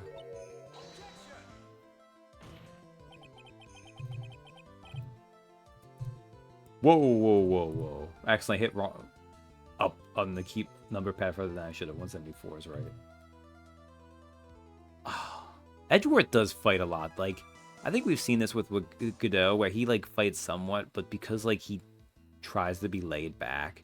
Edgeworth is a bitch, though. He'll fight you for every inch of territory. What are you trying to say then, Miss Fey? That when the crime occurred, Miss Foster wasn't in the field as she claimed? Well, she really did use the camera's auto timer. Then the answer is yes, she was somewhere else. Exactly. She was not in the field. Would the defense please explain further? Listen, this is a crucial point.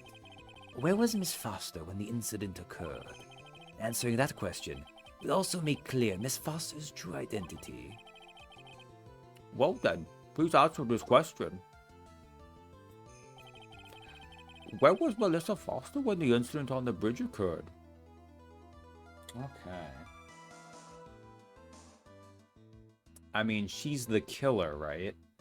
Also, I made the... This is one of those things where you gotta be a little bit careful with these games. Because you can't, like... They're very generous in letting you save basically all the time. Especially nowadays. But, this is an important but.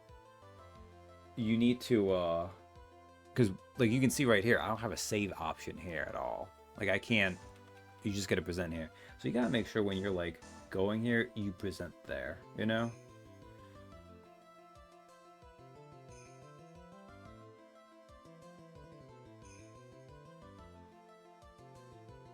Oh, they won't even let me see the court record.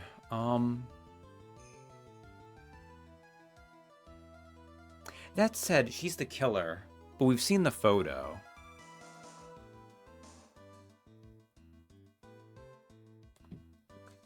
I think...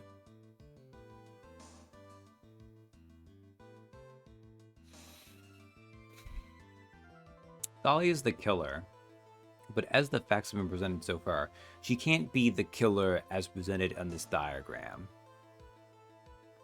So I think this has got to be another fake thing, right? Where she shoved the body in there and then she took the place. I didn't even realize that I don't think you can actually see the face of the person in that picture.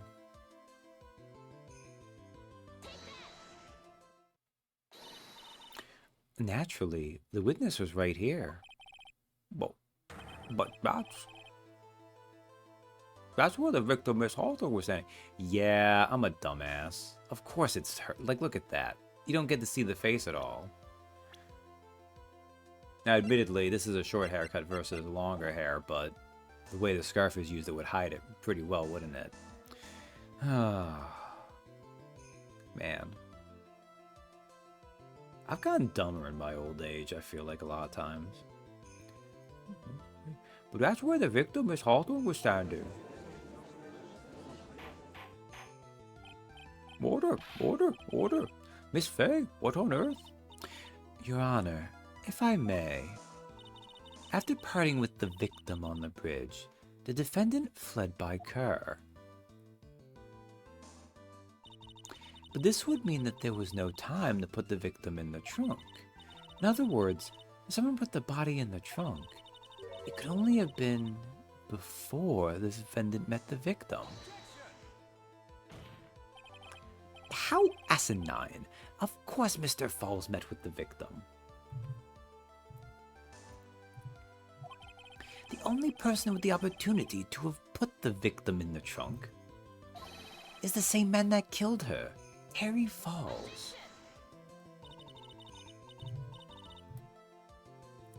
'76.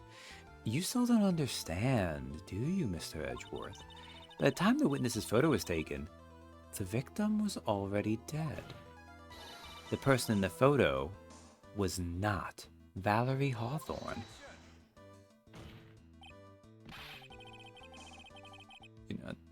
You're not dumb, right? You're suffering from the age-induced habit of not hyperanalyzing every micrometer of info. And that's another objection. What? I've never heard anything more ridiculous in my entire life. Then who exactly is the victim in this photo? It's obvious, isn't it?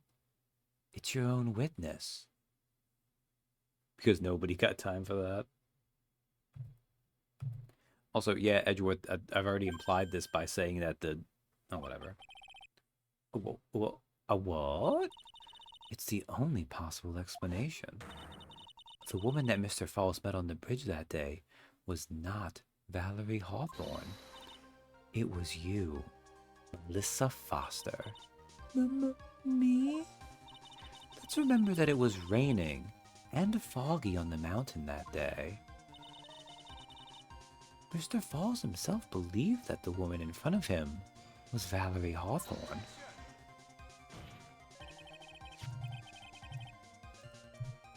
But the defendant knew Valerie Hawthorne very well. After all, she was the woman whose testimony helped get him convicted.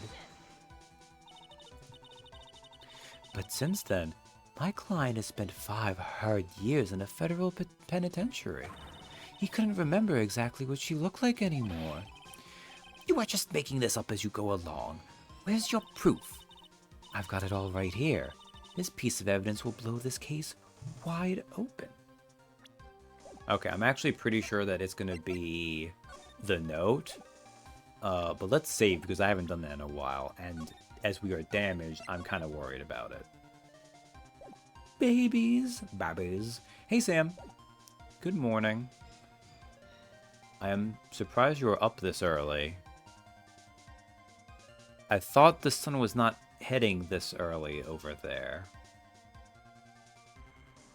We're not in that DST zone already, are we? I'll admit, we've not been as regular with our games, so I'm not keeping up on that. Anyways.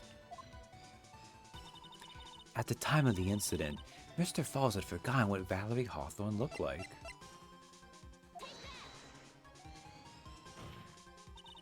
Oh, it's not the sun, this is stress. Oh, I'm sorry to hear that. Yeah, you've been kind of having a lot going on your end. Well, I'm glad you're here. I'm sorry it's for a bad reason. Mr. Falls had forgotten the victim's face. That's why he needed some piece of identification, namely, this muddy scarf. It was Mr. Falls who requested that she wear this scarf to identify herself.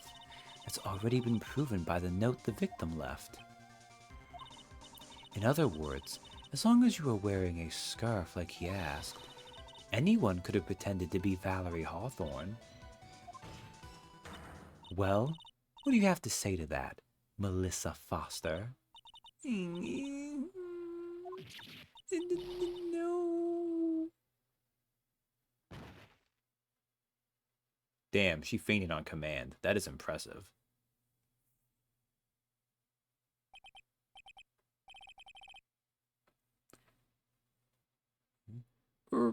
Where's Miss Foster? She's collecting herself in the lobby. It's obvious that Melissa Foster did it. She hid the body in the trunk and disguised herself as the victim. She set up the camera to snap a fake photo of them together. The only question is, why did she do it? Well, isn't that obvious? She's the real culprit. Ha. Well, we'll have to wait for Miss Foster to compose herself before we start again. Until then, this court is in recess. The defense and the prosecution are both awaiting in their respective lobbies. Yes, Your Honor. Understood. Very well. This court is in recess. Oh, okay. All right. That actually took way longer than I was expecting it to. Usually I do, but since this is one like this, we'll do this. 1-2 trial. Okay. February 16th, 1:14 p.m. District Court, Defendant Lobby number 4. Mr. Falls, Eek. I'm sorry. Okay. I'm going to take a small break here. There's one, I kind of need to have a moment of break for here. And I think I might be able to finish this. I don't know, because that first one took a while. But we've seen with the other cases that usually in the multi-part days, the second one tends to go a little bit faster. We'll see. But I'll be back in a few minutes. Until then, everyone rest and relax and be less stressed out if you can. I've heard of jawbreakers, but this is ridiculous. Yeah, it is kind of a little bit silly, isn't it? There's also something weird with how his eyes are. I don't know if this looks as funky just because of this being upscaled from a smaller console or what. But the way like the one eye is like popped out because he's looking at us, but the other eye's just shadowed and recessed. Also, Sam, did you get a chance to start Expedition 33 yet, or because you say stress, so you might have been too busy or had too much on your mind. I want to start that. Also occurs to me, it might be a mistake pushing for this. I briefly did. Okay, so that sounds like you haven't gotten too far. It is pretty quick by RPG standards, especially modern day. I'm concerned I can't get the dodge timing. You're probably... I'm gonna assume you're dodging too soon. I get that they're trying to ease you into it, but the early game in Expedition 33 has some really generous wind-ups on the enemies. I actually feel like once you get more into the game, like part of it's learning it, but I do think it actually is easier on a lot of the enemies after like the very beginning. Because they Takes time to learn. Maya's a cruel teacher. She really is. I just worry my coordination might not let me get good at it. Ah. Well, if it helps, if you're really worried about it, you don't need to actually be able to dodge to beat the game. Like, people have done the proof of concept. They've done challenge runs to do it. You can get through the game face tanking everything. But I'm sure you probably also just need practice too. That ends up being the case. Story mode also works. Ah, okay. I was thinking about that too. There's also story mode. But the game does give you enough tools you can work around it for the most part too.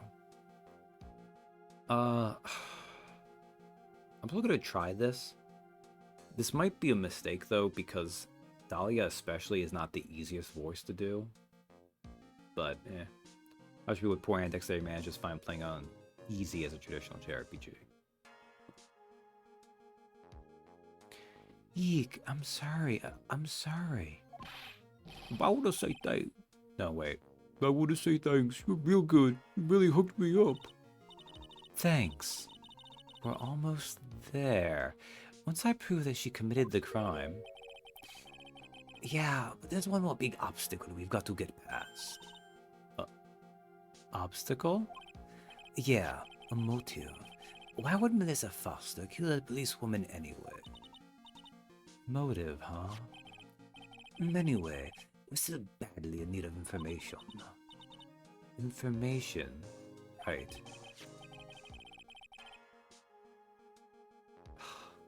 Like, I know these games don't trade in subtlety, and I've kind of danced around it. Is it good or bad that they also give him the same, like, quirks that clearly Godot has? Like, you can tell just from, like, not even just the coffee stuff, but, like, even the way he moves, it's the same motions, you know? Which, on one hand, skin color, all that, it's like, should they have tried to hide it more? Or is that one of those things where, like, no, reasonably speaking, why would he have done stuff to really change stuff, you know? Oh well. What we need the most is info about this Melissa Foster herself. All we know is that she's a student studying literature. One more thing. What is it? Well, the incident that happened 5 years ago, of course.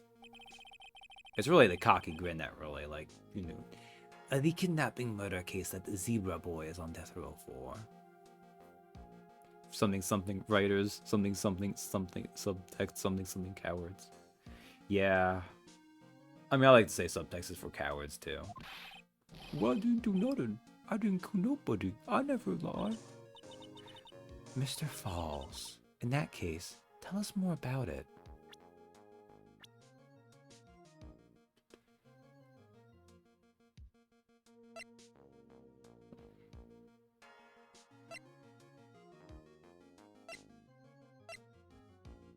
I just realized I was trying to think of, like, because Terry falls, like, falls, but, ah, well. Tell us more about it. About what happened 5 years ago.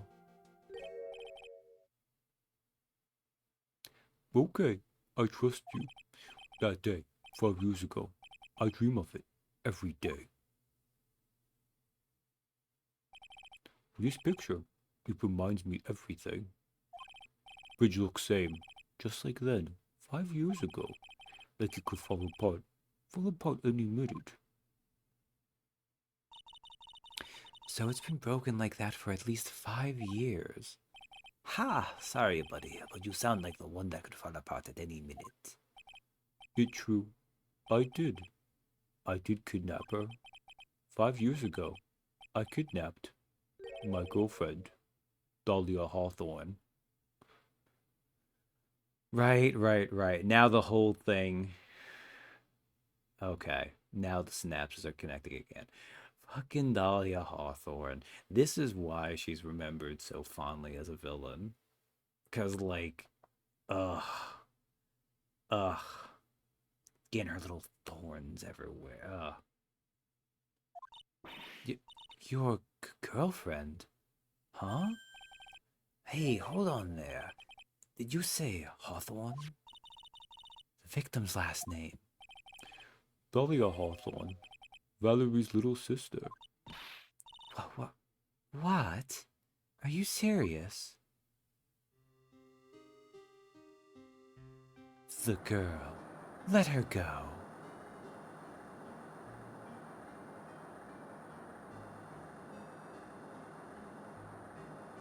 Shut up. Come closer, and I kill her. Sorry, but you're not going to get the chance.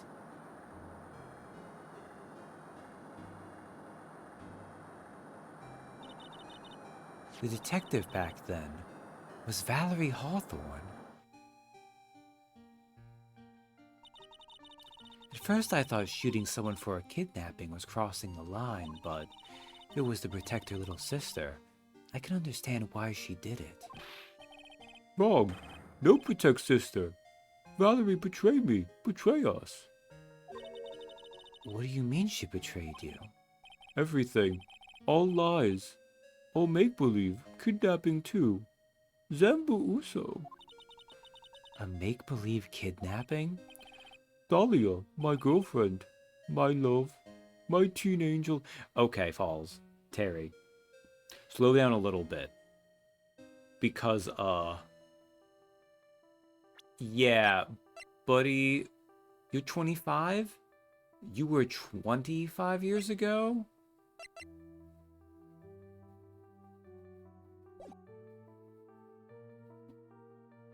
Teen angel was carried by Ron Glass. Like, oh man. Oof. She's been running this for a while. Ah, did he actually say?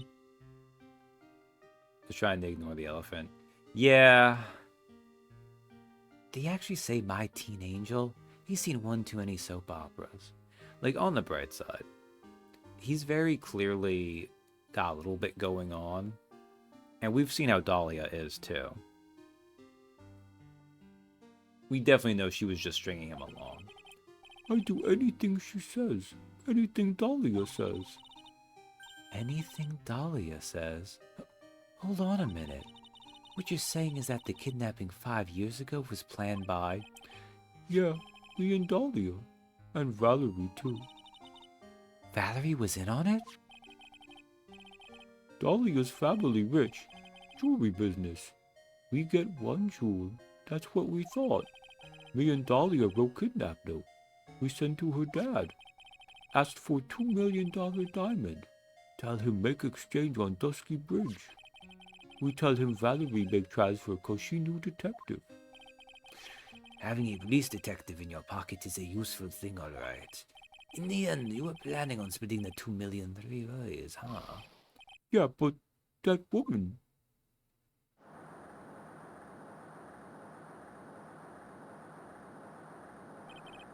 That woman, Valerie, she'd do it for real. She shoot at me for real. Me and Dahlia. Oh, Terry. I was shot in arm. Dahlia, she jump in river. You know, it's easier to split 2 million 2 ways.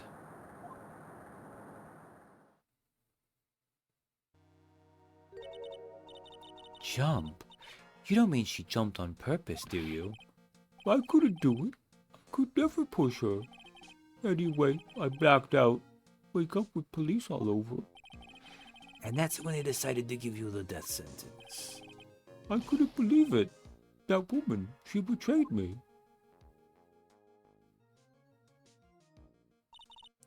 That man, Terry Falls, he killed her. He threw her off the bridge. He threw my beloved sister into the roaring river, 40 feet below. Look at this. These 5 years, all I wonder is, why? Why? Why did she lie? That's all I want to know. So that's why you called her. Or did you hear the truth from Valerie herself? Yes, but I forget what she looked like, so I tell her to wear scarf.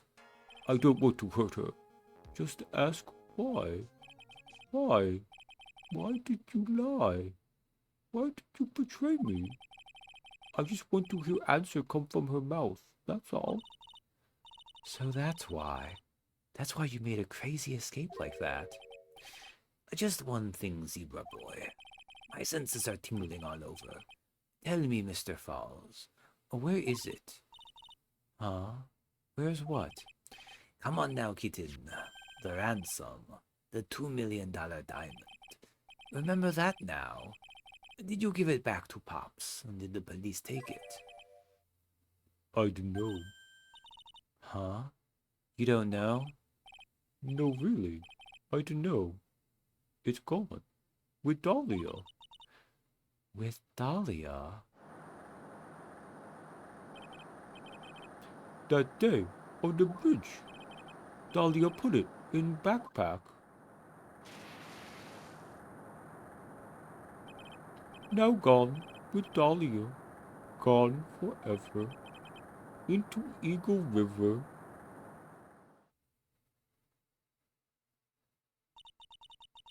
It disappeared with Dahlia, huh?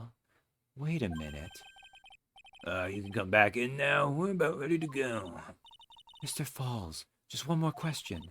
When you said with Dahlia, do you mean the diamond is still missing? Along with the body of Dahlia Hawthorne? Never found her. My sweet Dahlia. You know, separately, she was training to be an Olympian swimmer. Weird coincidence. They never found her. Swallowed by river. Gone. Dahlia, my teen angel. Your teen angel. How old was she anyway? Just 14. Oh, man. 14? I guess you were robbing cradles before diamonds. Oh, God. Ugh. She plans a fake kidnapping and disappears into the river with a rock worth $2 million. Man, oh man, angels these days. Falls takes the fall and gets a one-way ticket to death row. Is Dahlia Hawthorne an angel, or is she really... Sorry. Is she really an angle? Is she really a... It's time, kitten. Looks like we have a few more aces up our sleeve now. You bet. Diamond added to the court record. A $2 million gem used as ransom for Dahlia. Lost to Eagle River 5 years ago. The training wheels come off now, Mia. You've got to strike while the iron is hot.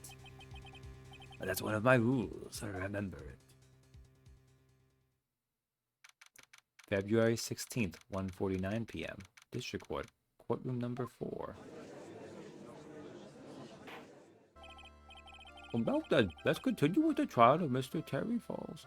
I will say, and I might be reading a little bit too into this, because I'm not sure if he's like just meant to be kind of dumb and simple, but he reads to me a little bit like he might have like a learning or mental issue going on. So even though he was 20 and Dahlia was 14, and obviously, I mean, we know Dahlia is an evil seductress anyway, she was always stringing him along, but also he might have mentally actually not, like, other things make it more complicated too, and you still shouldn't mess with that, but, you know, it feels like in some ways they're trying to write around that. That said, I mean, we've all read or seen early JoJo's, right? I can believe this is a 19-year-old man. I mean, I wouldn't believe it looking at him, but I could believe you're saying he's 19, and he was 14 back then. I've seen Jotaro Kujo.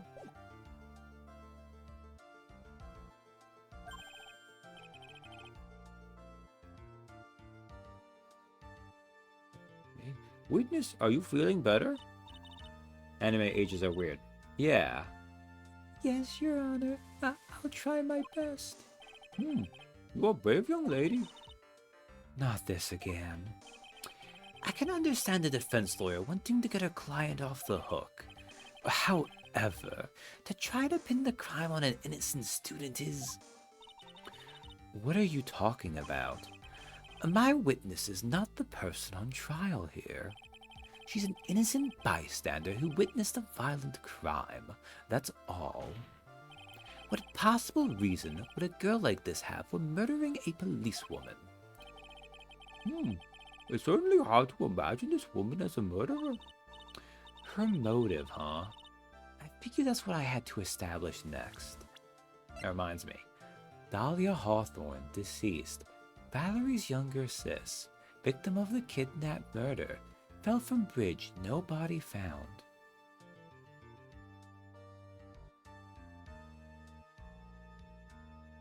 So, I mean, it would, I think, still be considered criminal here. There'd likely be a push for his condition to be considered to be a mess, a big mess.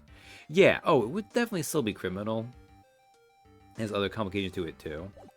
But yeah, it would probably have affected. But in fairness, I appreciate that. I think he's also he's just meant to be dumb. Because I think this game does recognize most of the time it's not really equipped to handle more delicate subject matters like that. We just came off the case that had a god-awful gay panic stereotype joke character. So maybe I should be glad that it did something that's uncomfortable and it didn't really double down on trying to work around it. But also next time, guys, just make them the same age so there's not that stupid to have it be an uncomfortable thing in general. Well, Miss Faye, do you have any evidence of a motive? Yes, of course. I think. Ha! You're still acting as tame as a kitten. Only good thing that came out of that case is the all costumes for Phoenix and Maya.